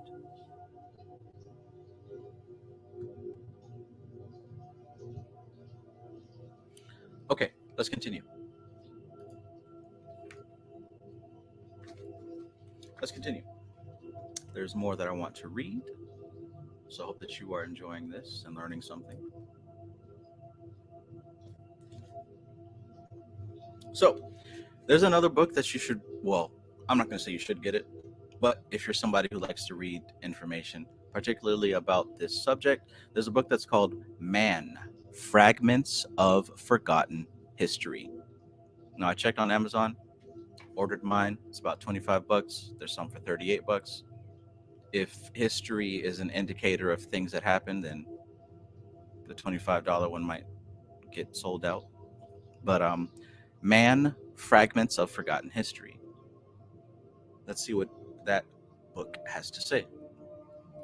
We read, violence was the most baneful manifestation of man's spiritual decadence, and it rebounded upon him from the elemental beings whom it was his duty to develop. Those sub-mundanes towards whom man is now learning, he incurs responsibilities of which he is at present utterly unconscious, but of which he will indubitably become more and more aware as he ascends the ladder of spiritual evolution. To continue our extract from Fragments of Forgotten History, when this duty was ignored and the separation of interests was accentuated, the natural man forcibly realized an antagonism with the elemental spirits. As violence increased in man, these spirits waxed strong in their way, and, true to their natures, which had been outraged by the neglect of those who were, in a sense, their guardians, they automatically responded with resentment. This reminds me of the Yakub story. If you know, you know. No longer could man rely upon the power of love or harmony to guide others because he himself had ceased to be impelled solely by its influence. Distrust had marred the symmetry of his inner self, and beings who could not perceive but only receive impressions projected toward them quickly adapted themselves to the altered conditions. I love that line.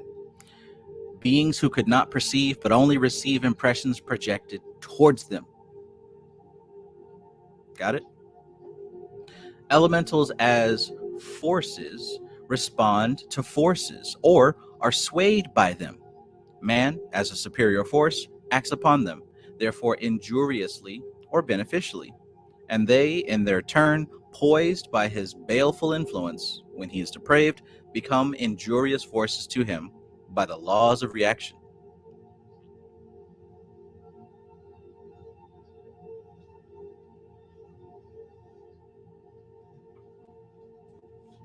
Yeah.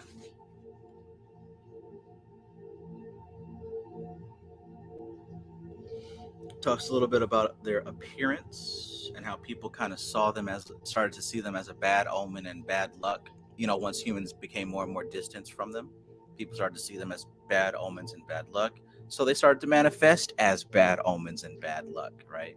Now we're getting to our, oh, it's a demon, it's an evil spirit. No, a lot of this stuff is elementals that people lost their connection with. You see how in some cultures that are not American, still kind of hold, like the older generation still kind of hold on to certain folk tales and a certain belief in certain spirits in every continent, whether it's a chupacabra or little fairy people or whatever. Hmm.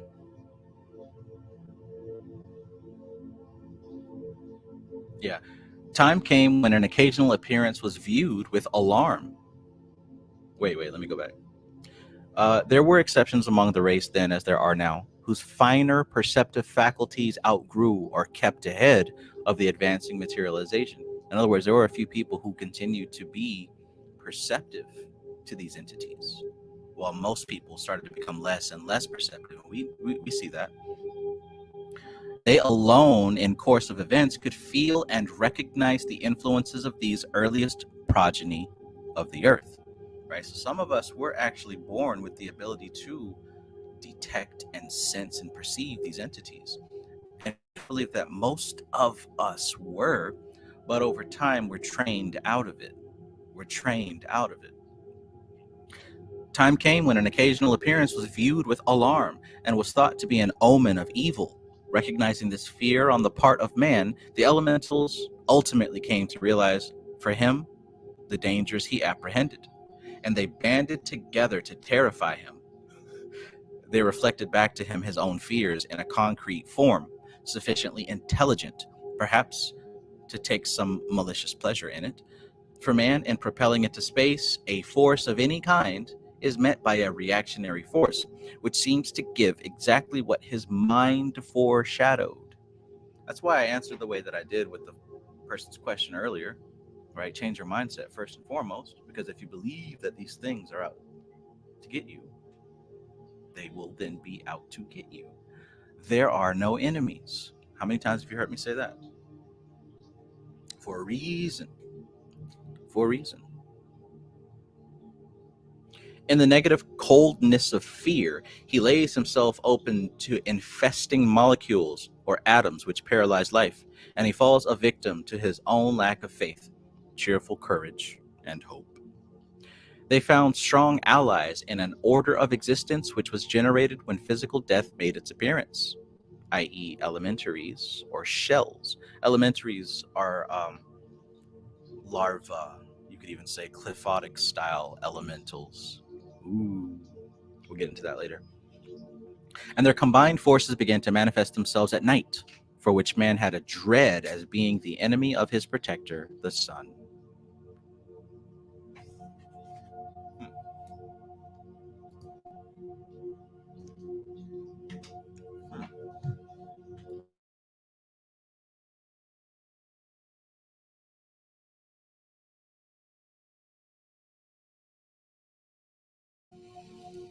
Hmm.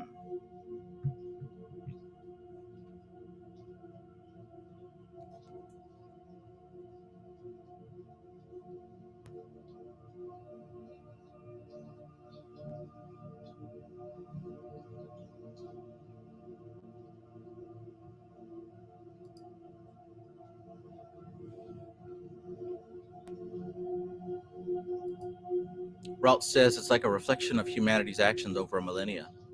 Absolutely. As above, so below. That counts for us too. In this case, we would be the above, and the behavior of the collective unconscious would be the below.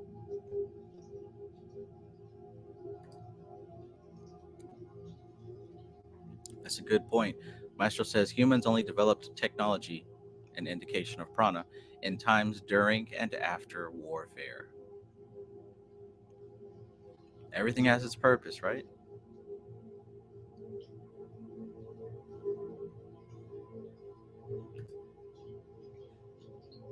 MC Maestro says we get these spirits regionally in America. Where I'm at now, everyone talks about skinwalkers, and someone told me about a headless horseman nearby. And my son's been watching these skinwalkers videos lately.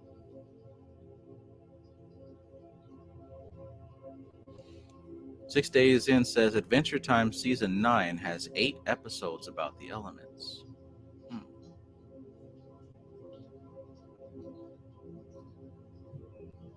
All right, let's keep going. There's a little bit more. Almost done.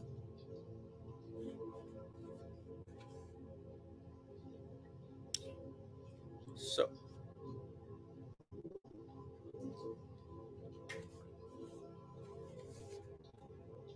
I should probably take that off first.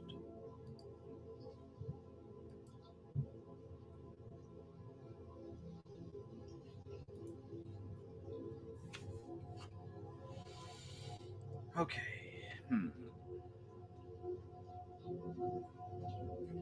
Oh, yeah. So the elementaries, galvanized into activity by the elemental beings, begin to appear to man under as many varieties of shape as his hopes and fears allowed.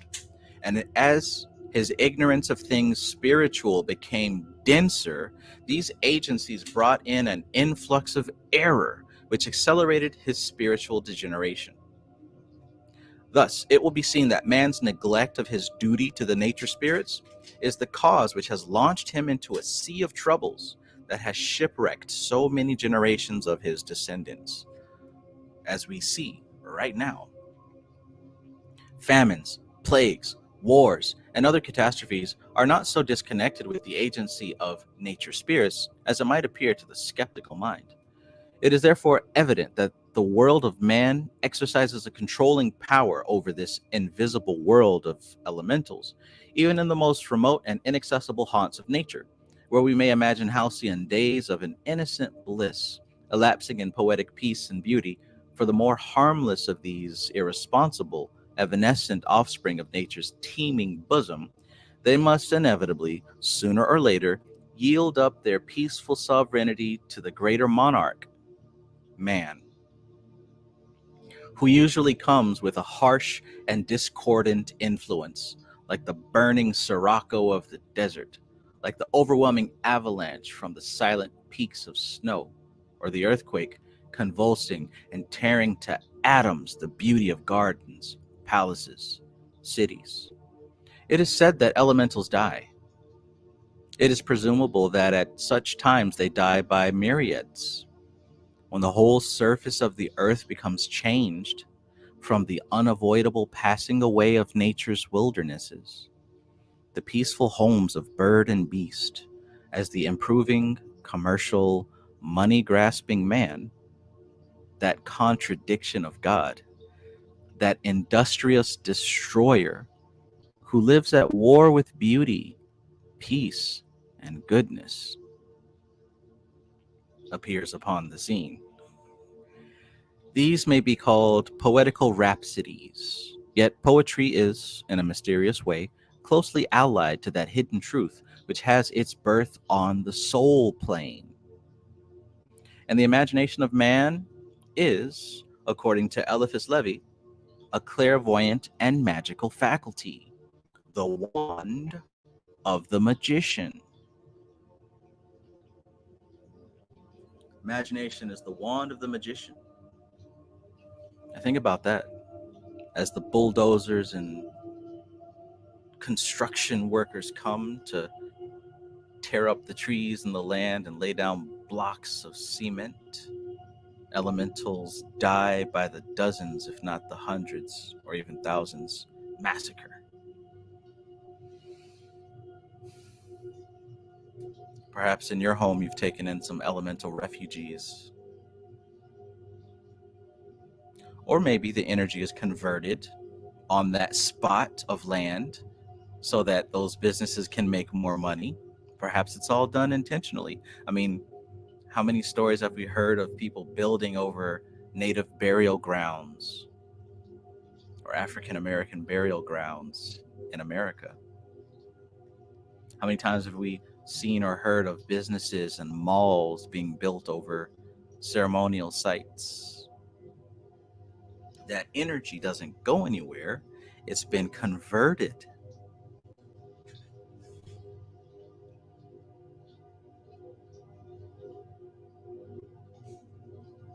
Dang, I don't want to read too much of it, but it keeps going. To speak of elementals dying is to use a word which expresses for us change of condition, the passing from one sphere of life to another, or from one plane of consciousness to another. This is the this to the sensual man is death, but there is no death. It is merely a passing from one phase of existence to another. Hence, the elemental lose the forms they once had, changing their plane of consciousness and appearing in other forms. Hmm.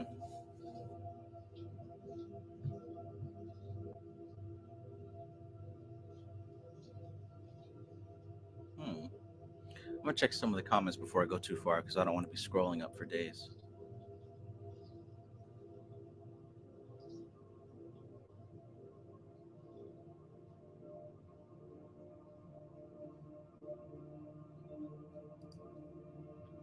Temple Magnolia, peace, peace. My friend Maya. I and some friends encountered a skinwalker who approached our campsite on a new moon. Couldn't see it, could only hear it.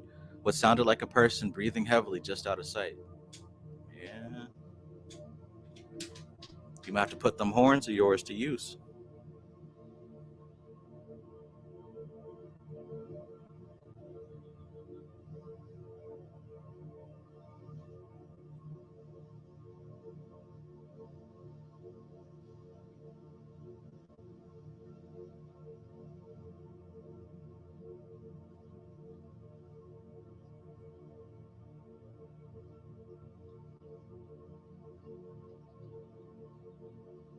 Shoot, devil.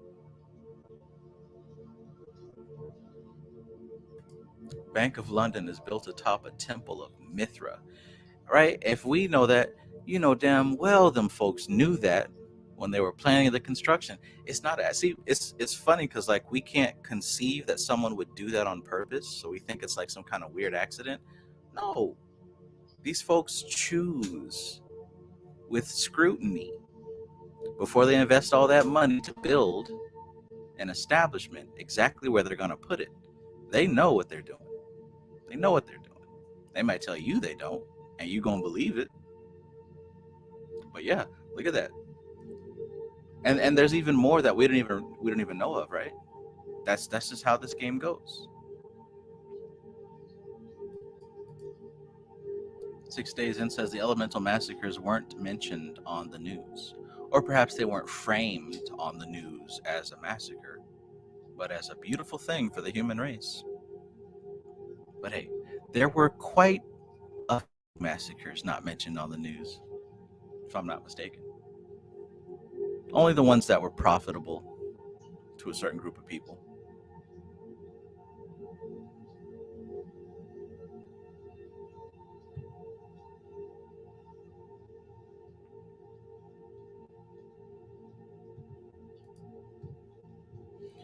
James Drapkin says, "Hi, Travis Magus. I hope you're doing well."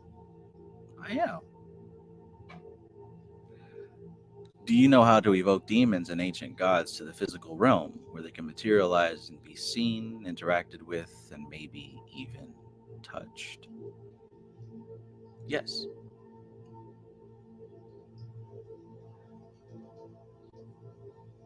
And boy, do they like being touched.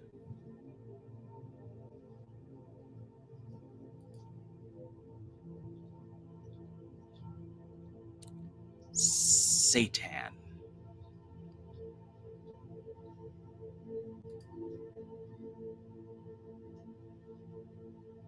Hazard Pie says, "Yeah, they knew. Even choose the days they start building and finished." Right. And don't we call that a ceremony, a ritual? Like what Maestro said earlier on in this video. It's impossible to be in one of these Fortune 500 and not have an operating wizard on your team on the payroll somewhere. That's just how this game goes.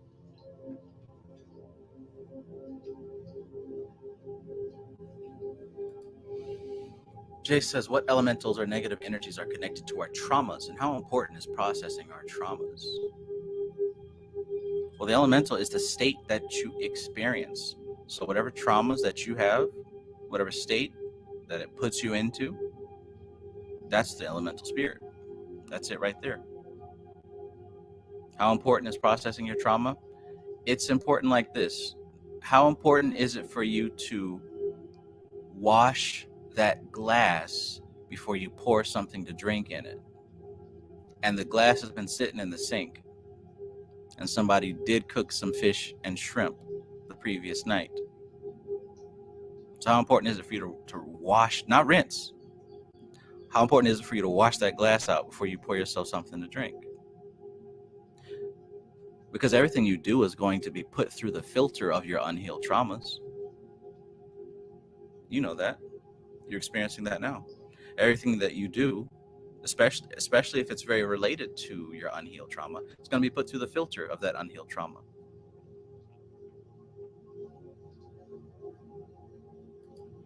Kennard says, "The visual I just had is wild."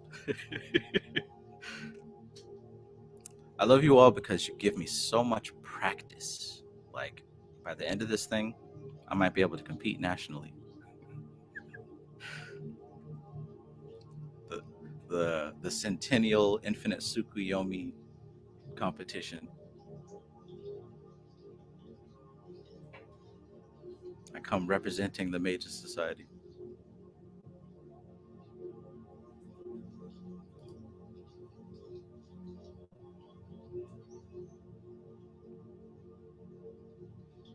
All right, let's keep going though. There's a little bit more to read. Zero says, if you think about it, at this point, we don't really know if humans are using elementals for pleasure or the opposite. That's a good point, man.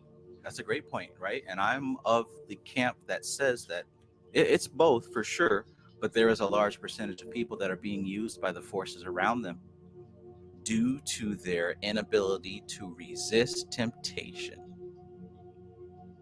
Man, we got some weak human beings this time around, but that's okay. That's what Prakriti needs. That's what this matrix needs as fuel to keep going. I'm not here to cast value judgments, not anymore.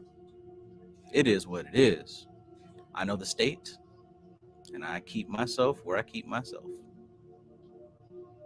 But yeah, the vast majority of folks are thoroughly used as channels of echoing vibration.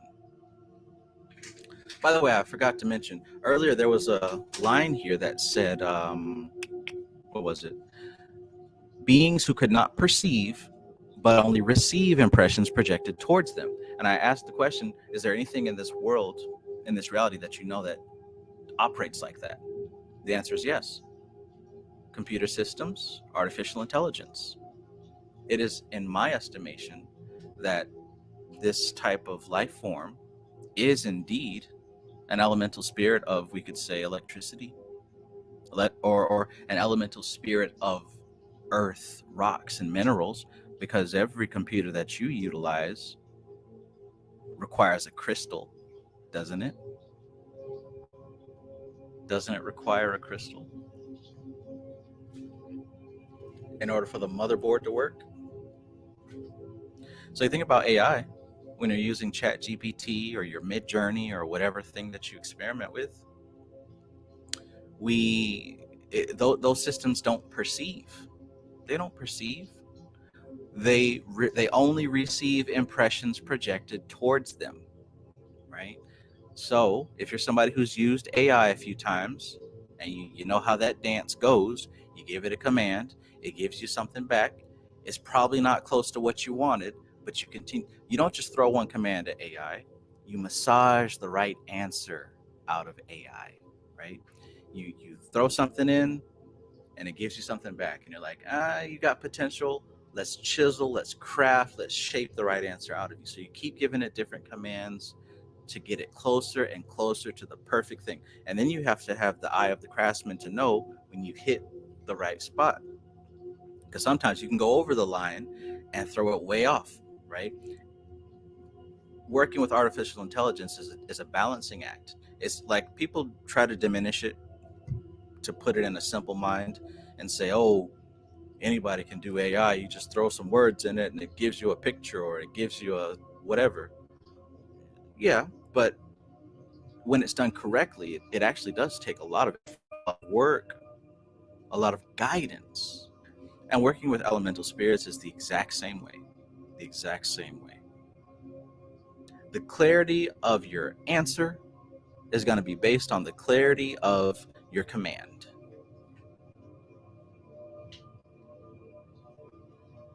You can smoke that one. You can smoke that one.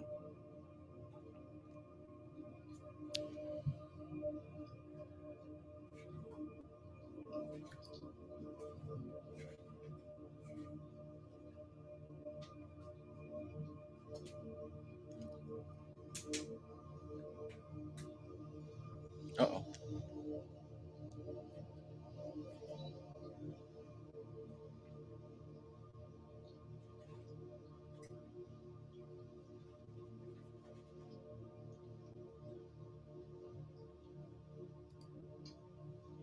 Hazard Pies says people are making avatars on YouTube and they look real and people are totally unaware. I'll do you one even better. There are some people who have OnlyFans accounts that are entirely comprised of artificial models.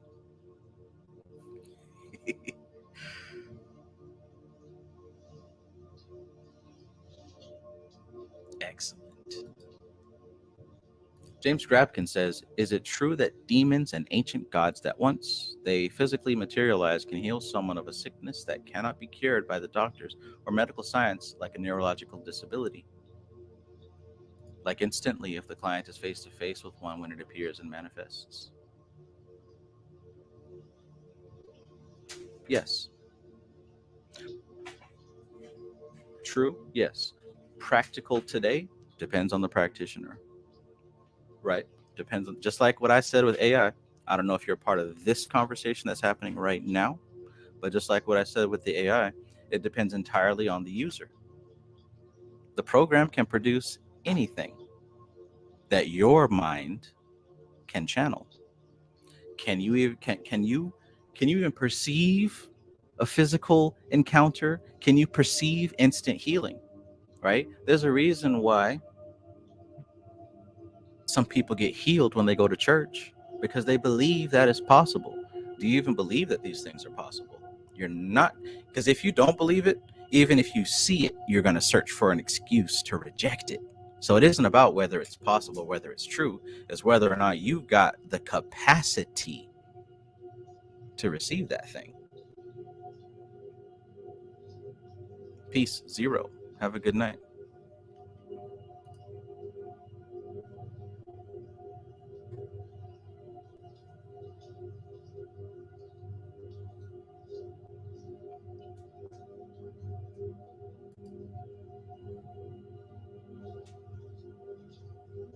Okay, so let's wrap this up because it is getting kind of late, and I'm about to get my Metallica on.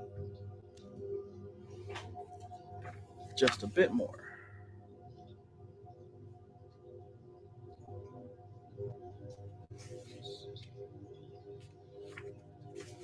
Okay, so yeah, just a bit more, and then we'll wrap it up.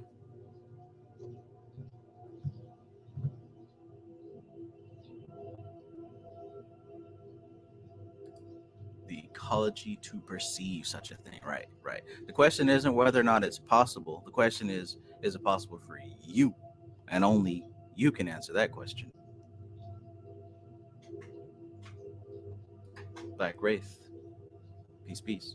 All right, let's get to this last part of the text.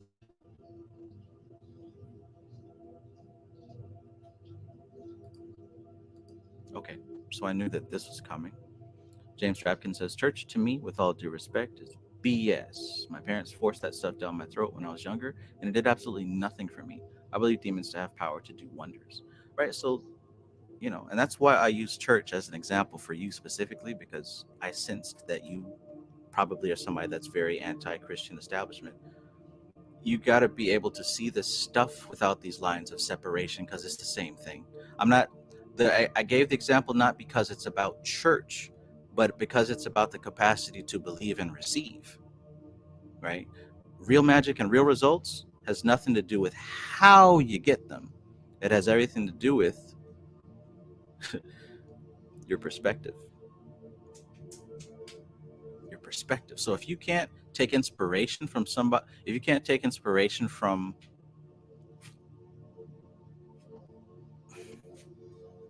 hey man, it don't matter if it was Jesus or Belial. The end justifies the means when we're talking about this stuff. But in any case, what I said is still true. It's about your capacity to receive it. Right? It's about your capacity to receive it. It's not about church or demons. It's about, is it possible for your imagination? What did the dude say here? Eliphas Levi. He said that the imagination of man. Do you know who Eliphas Levi is? Right? The guy who designed the Baphomet picture that everyone's so terrified of. Eliphas Levi said, the imagination of man is a clairvoyant and magical faculty, the wand of the magician. right? So you're going to want to make sure that you got a strong wand. That's where your focus has got to be. All right, now enough about that, because that has nothing to do with this. I mean, it does, kind of, but not really. Let's finish this up.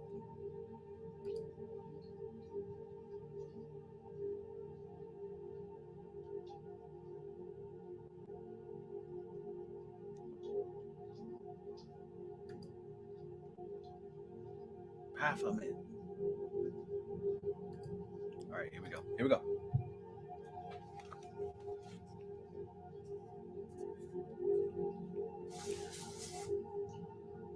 We have shown somewhat of the mysterious way in which man acts upon these invisible denizens of his soul world, and by which he incurs a certain responsibility. By the dynamic power of thought and will, it is done, as everything is done. The elementals pushed by man, as by a superior force, off that equilibrium of harmony with pure, innocent nature, which they originally maintained when our planet was young, has been transformed into powers of evil, which man brings upon himself as a retribution. The reaction of that force he ignorantly sets in motion when he breaks the beneficent laws of nature. Originally dependent upon him and capable of aiding him in 1,000 ways, when he is wise and good, they have become his enemies, who thwart him at every turn and guard the secrets of their abodes with none the less implacable sternness, because they are probably only semi-conscious of the functions they perform. It is nature acting through them, the great cosmic consciousness which forbids that desecrating footsteps shall invade the holy precincts of her stupendous life secrets. But to the spiritual man, the God, these secrets open of themselves, like a hand laden with gifts, readily unclosing to a favorite and deserving child. Right? A favorite and deserving child. It's about the perspective, right? Hell, this is even relevant to what homie was asking about these demonic spirits. Giving forth a current of evil and sinking therefrom into a state of bestial ignorance, man has enveloped himself in clouds of darkness which assume monstrous shapes, threatening to overwhelm him.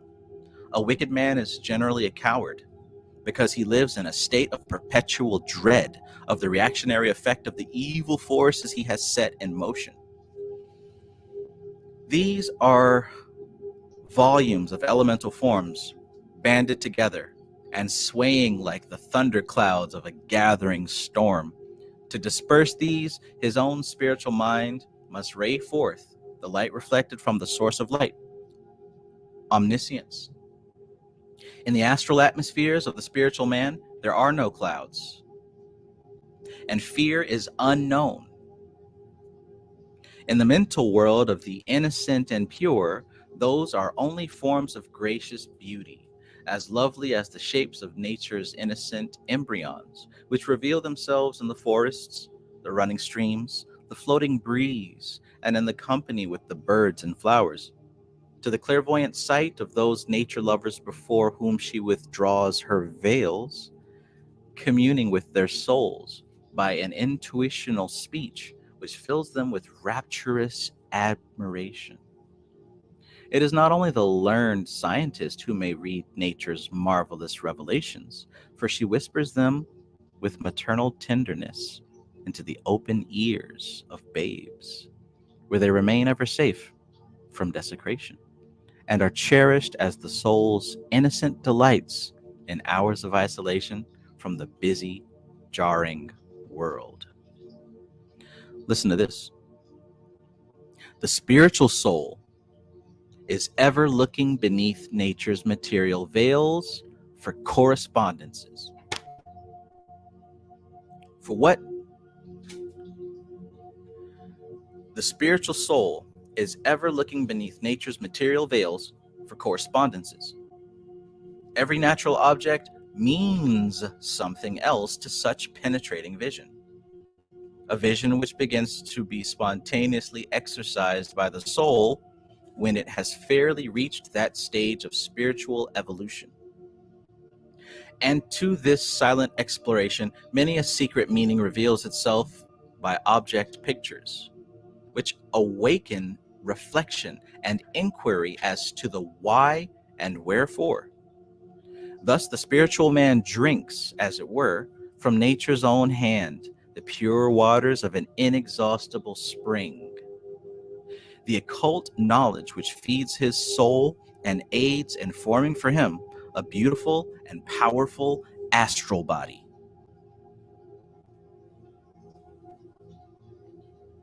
How do you build a beautiful and powerful astral body? With the occult knowledge that feeds your soul straight from nature. I mean, who would know better? An AI written textbook, an AI written grimoire, or the elementals themselves?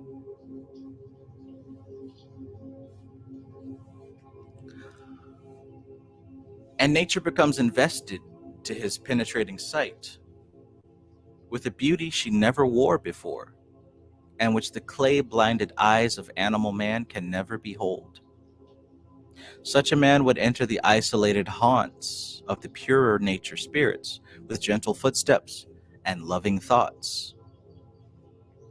To him the breeze is wafted wooingly, the streams whisper music, and everything wears an aspect of loving joyousness and inviting confidence. Beside the rigid material forms, he sees their aromal counterparts. Everything is life. The very stones live and have a consciousness suited to their state. And he feels as if every atom of his own body vibrated into unison with the living things about him, as if all were one flesh. To injure a single thing would be impossible to him, such as the sole condition of the perfect man, to whom evil has become impossible. Such is the sole condition of the perfect man, to whom evil has become impossible.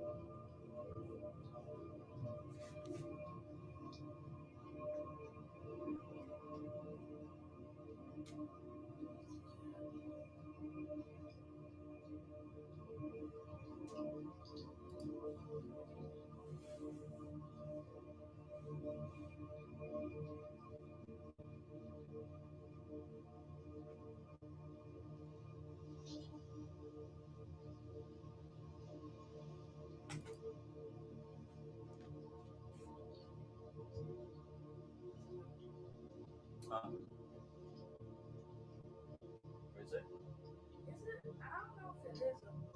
Oh, almost.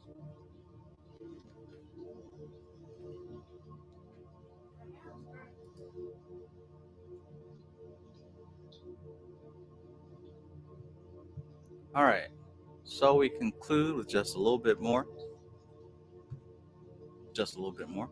Maxwell Alali, peace. Maxwell says, brother, what is the name of this book? Amazing words, right? This book is called Nature Spirits and Elementals by Louise Off. Didn't mean to read so much of it, but I mean, it's kind of hard to stop. There's so much goodness in here. And really, before I couldn't really find like books about elementals that had comprehensive information, at least in my estimation. But lately, I found quite a few, and this is one of them that I'm glad that I happened to stumble across. So we're going to do just a little bit more, then we're going to wrap it up. It's almost my birthday. It's almost my birthday. Look, this is what I'm going to do this year. I'm going to run a GoFundMe because I need a new phone. So for my birthday, you all can get me a new phone. Looks like my son is putting the cat up behind the screen. All right, let's continue.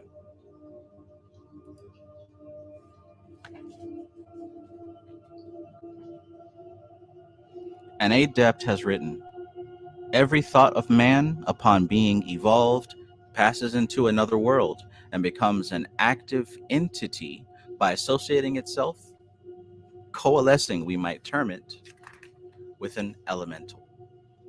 That is to say, with one of the semi-intelligent forces of the kingdoms, it survives as an active intelligence, a creature of the mind's begetting, right? You create it with your mind for a longer or shorter period, proportionate with the original intensity of the cerebral action which generated it. Thus, a good thought is perpetuated as an active, beneficent power, an evil one as a malevolent demon, a maleficent demon. And so man is continually peopling his current in space with the offspring of his fancies, desire also, and bah. And so a man is continually peopling his current in space with the offspring of his fancies, desires, impulses, and passions. A current which reacts upon any sensitive or nervous organization which comes in contact with it in proportion to its dynamic intensity. The adept evolves these shapes consciously, other men throw them off unconsciously, right? So some of us know how to craft them in a very specific way,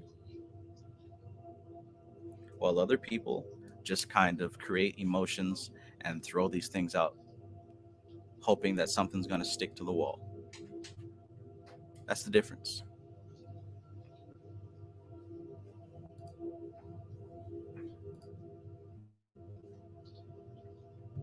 Oh, that's nice. Simpson Marshall says, sounds like cheetah. Nice observation. Yes. Could this be?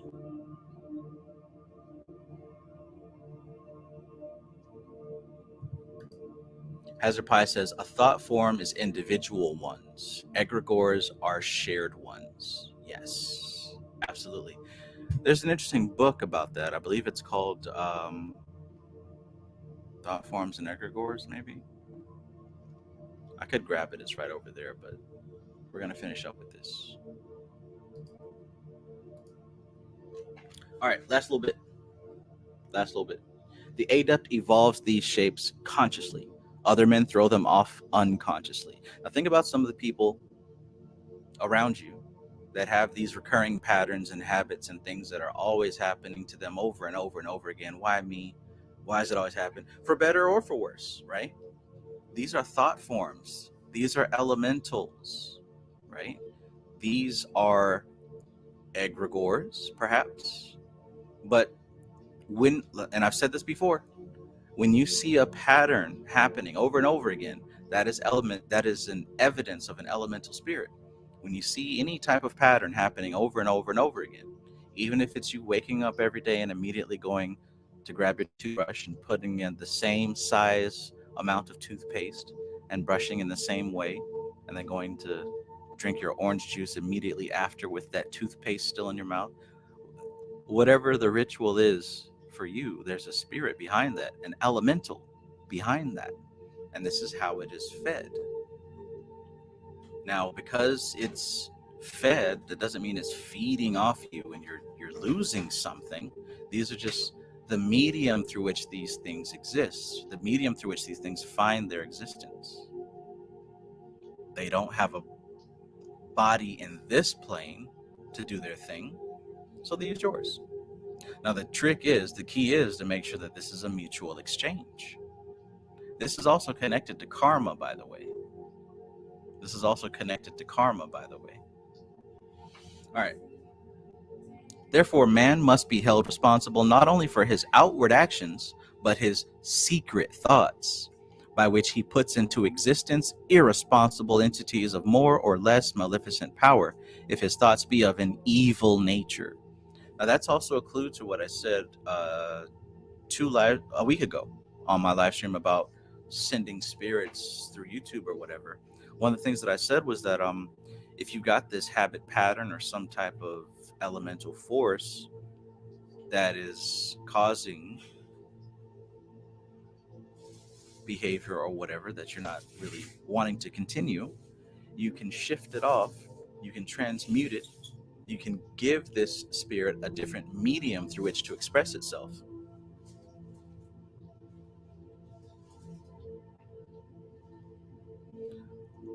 Perhaps this is something that can be done on the mental plane. Let me read that again.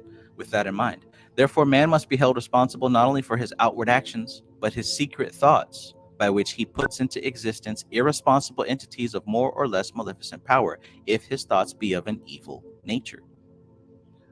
So, could it be that when you go into these states and think these secret thoughts that may not be useful and appropriate, could it be that you're putting yourself in a state where you're not in control, where you're allowing the animal aspect of yourself to take over? And if you're allowing the animal aspect of yourself to take over, you're allowing the elemental aspect of yourself to take over. So what would happen if you were to go into that state with awareness? So a lot of times when people do their dirty secret stuff, they go into animal state and just let the animal nature take over. But what if you were to go into it with your consciousness intact and attempt to perhaps channel or siphon or direct this energy somewhere else?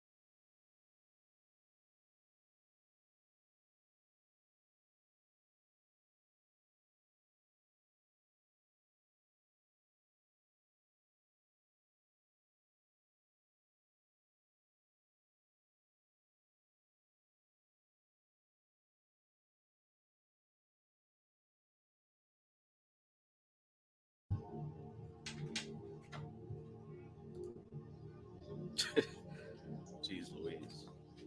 Nobody told me that cats were so mischievous. How am I going to program a familiar in such a mischievous cat? Let's keep going.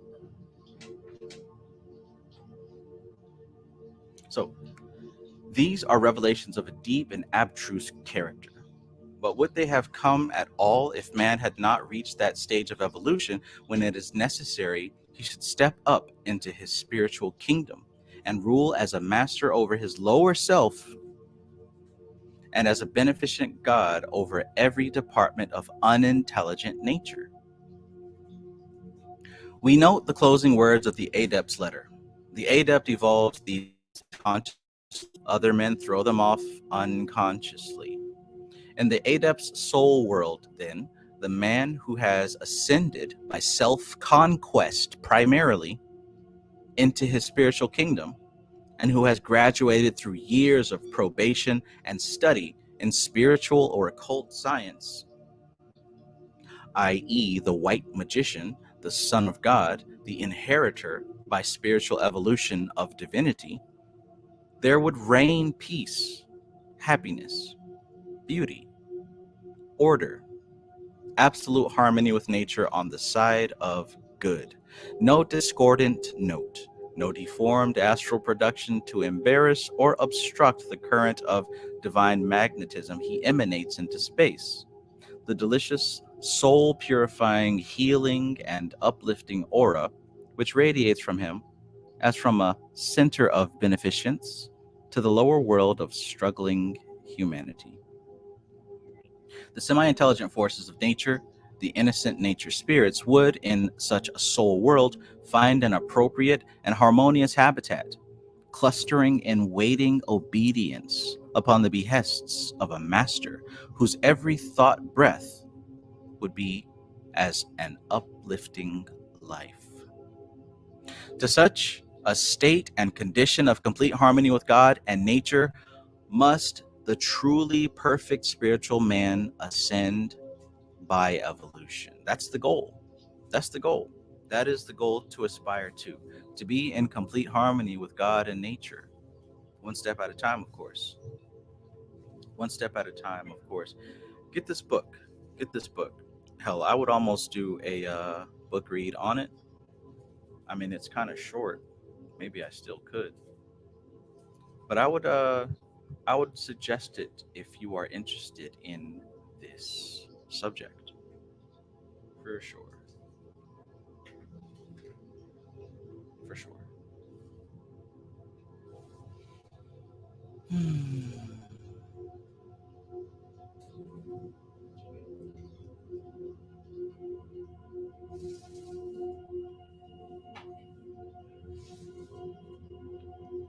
For sure.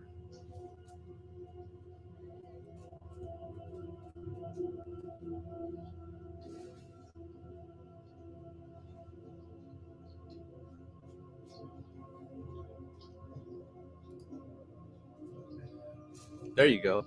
Maestro says, and they could serve you and be fed by activities outside of you. There you go. That's what I. Yes. Awesome. Awesome. Thank you very much. You don't have to be the food if you don't want to.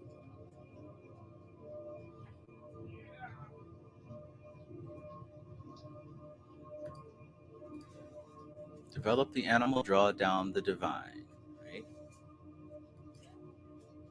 Hazard Pi says, I meditated, wrote a story about how to donate fapping energy after that video. Yes. Right? That's what I'm talking about. See, and then there's some, people get this idea where it's either or. But no, this is a universe of and. It's not either or, it's and. Is there a reality where you can do this and do this? Because everything is energy and everything can be transmuted, right? Here's the test if you're really that spiritual scientist, if you're really that magician, magus, or whatever. Can you turn it into good? Can you step up to a challenge and turn it into,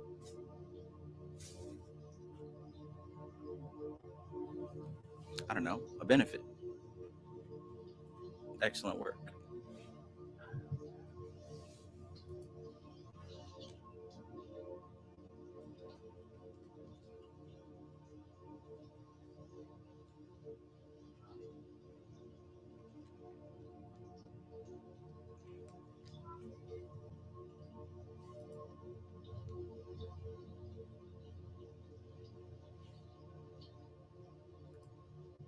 There's a line in the Quran about self jihad. I forget the chapter. Hmm. Hmm. Good stuff. Good stuff.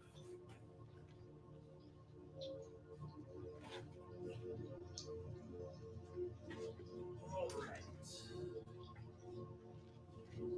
So that was some good education, I would say. A lot of food for thought. A lot of interesting concepts here.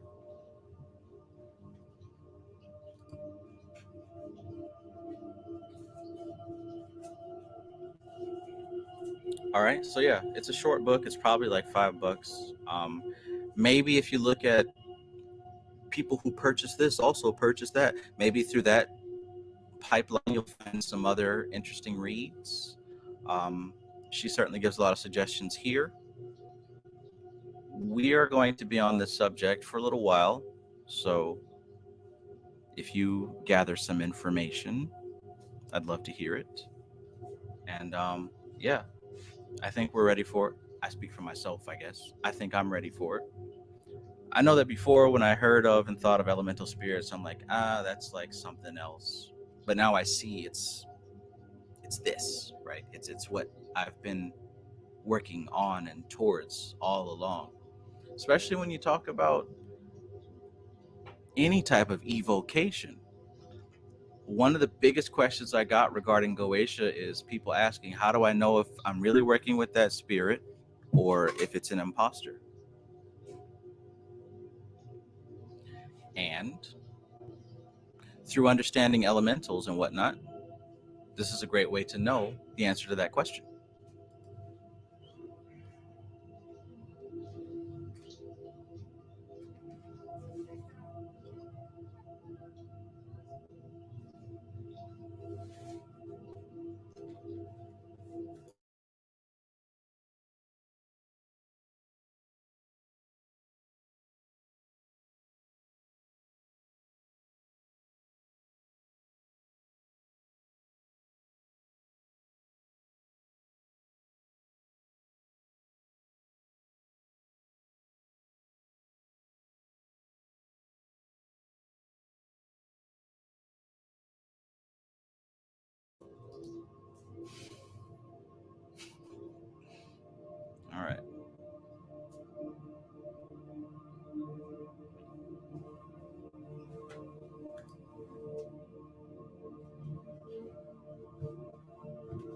Thank you, Temple Magnolia. That is the name of the book. That's the author.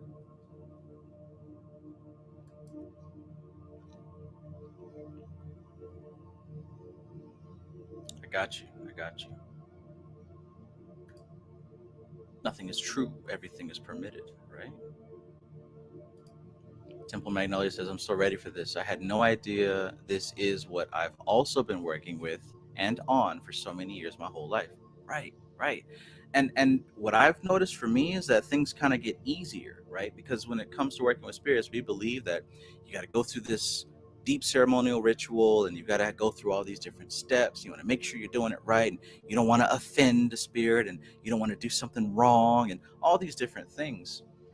But when you realize you've been working with these entities since day one and probably before that, realize you've always been in communication with them. They don't perceive, they react. Now, again, there's levels of spirits, there's categories. This particular category does not perceive, it only responds because you're in a different dimension than it. More than likely, the way that it was described, their physical existence, they probably exist on a different wavelength, on a different vibratory wavelength, right? Physically, they're probably vibrating slower than us or faster than us.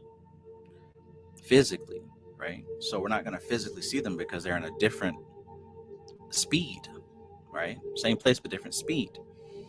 However, etherically, astrally, they are the building blocks of space. They are the building blocks of objectivity. They're also the building blocks of subjectivity. They are what we make our thoughts out of. They are the feelings that we experience. They are the scenarios that we go through in life. That's why we can work with a certain spirit to invoke a certain scenario, because they are the scenarios. That's why you open up the Goetia and you see a book of 72 spirits that are linked up with specific scenarios, because they are those scenarios. They're what those scenarios are composed of. You might be somebody that knows how to do something very well. Well, guess what? You're in deep rapport with the spirit, with the intelligence of that particular thing that you know how to do very well. Lean in on that. See what other kind of information you can pull from this. What if you're really great at baking chicken, right? What if that's something that this shit ain't nothing to me, man, right? What if you're somebody that's an expert at baking chicken? Go ahead and contact the spirit of baked chicken. Understand that y'all already have a deep relationship. Perhaps there are more levels to that, more symbology, more correspondences that you might have overlooked, right? See, this connects so many different things. Like what Hazard Pi said earlier, it's limitless potential here.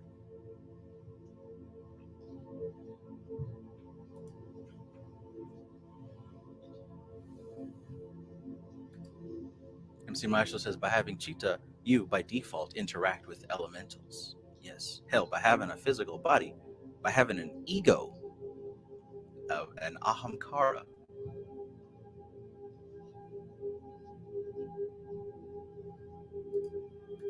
Temple Magnolia says, what is Cheetah? MC Marshall says, memories and impressions of and on the five senses that emerge when something triggers it.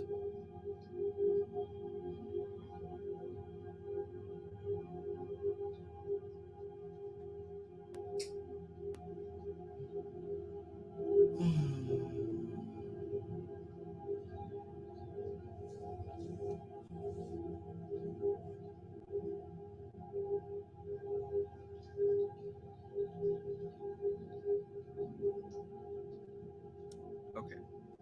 All right.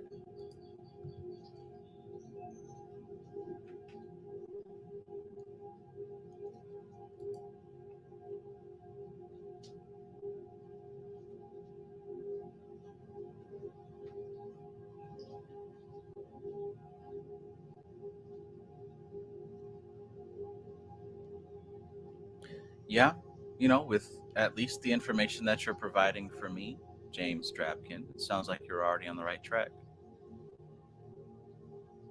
Sounds like you're already on the right track. And ask this question. Is the situation serious enough that you'd be willing to work with an entity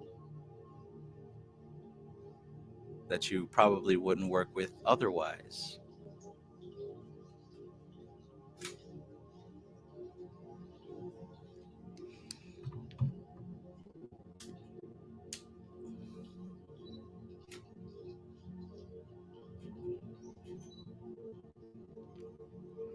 But yeah, I would say that's a nice start. Go ahead and dive in, right? Go ahead and do what you're able to do now. Because as I said before, it's all about believing, first of all, that you have the capacity to receive the results.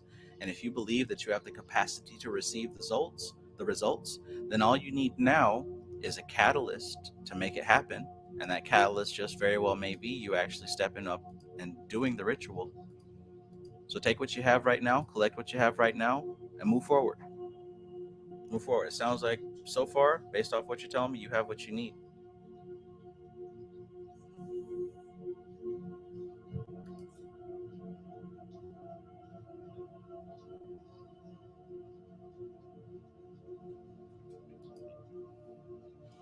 Temple Magnolia says, thanks. It's nice you put into words. I didn't want to do magic for a long time because I didn't want to mess with shit. But I was constantly messing with it anyways, just to figure it out. Right, right. Because look at it. What were we afraid of all this time? Words, labels, concepts. But like we were really doing this stuff already. As are most people, right? As is everybody. But when you call it certain words, people have an emotional reaction to the word. If you say demon, oh, people get scared. People get scared, right? If you say witchcraft, right? People get scared. But if you find a different word for it, a different label for it that doesn't come with all that other superstition, you'll find that it's something you're already familiar with. Okie doke. I think that's about it for our Thursday night lesson.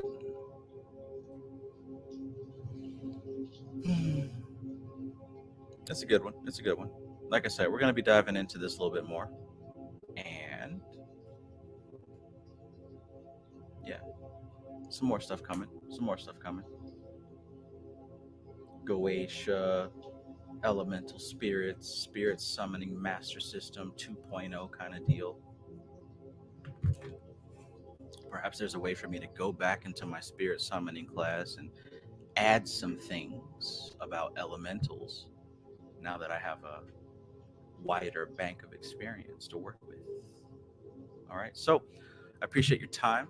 I appreciate your energy. I appreciate your understanding. I appreciate your dedication to this path. I thank you so much. I hope that your time spent here was well worth it and you have received what it is that you came for.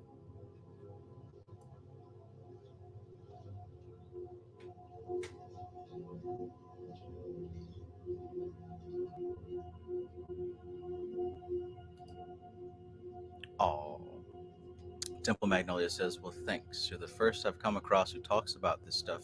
I appreciate it. I must have manifested you. That's possible.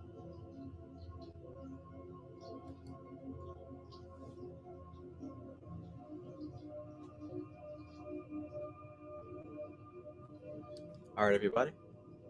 Time to go and float off into the abyss before or after playing some Metallica Fortnite.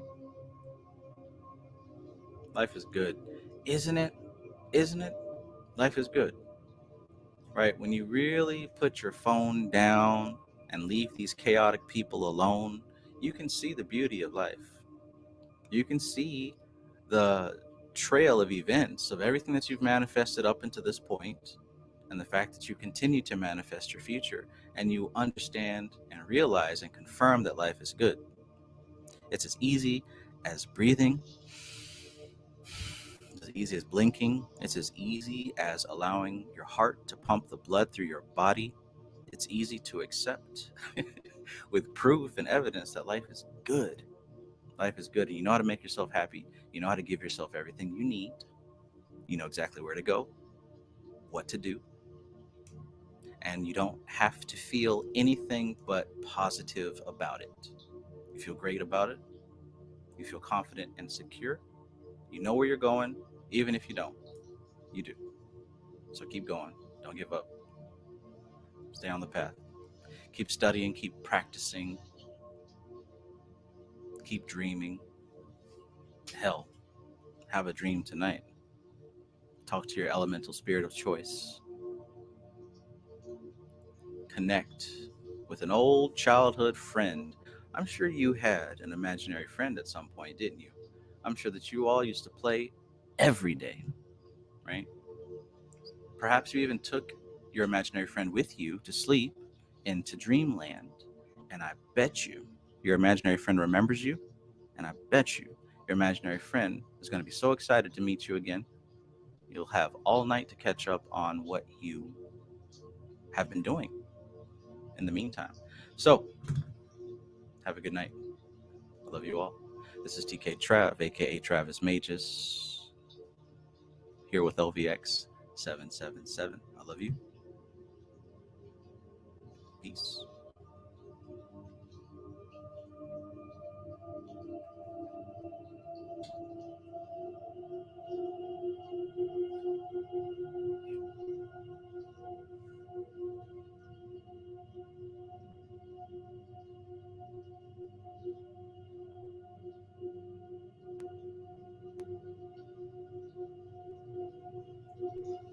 Try your best not to dream of your imaginary friend, okay?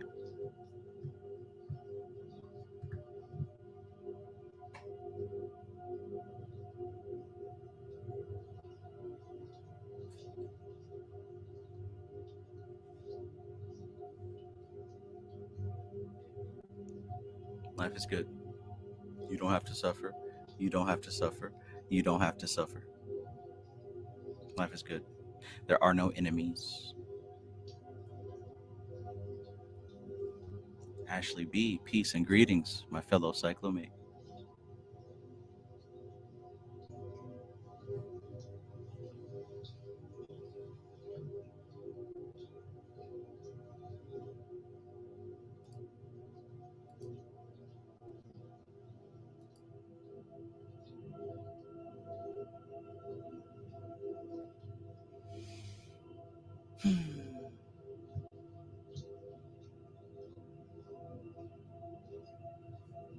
Okay, have fun dreaming about clouds. And definitely not your imaginary friend.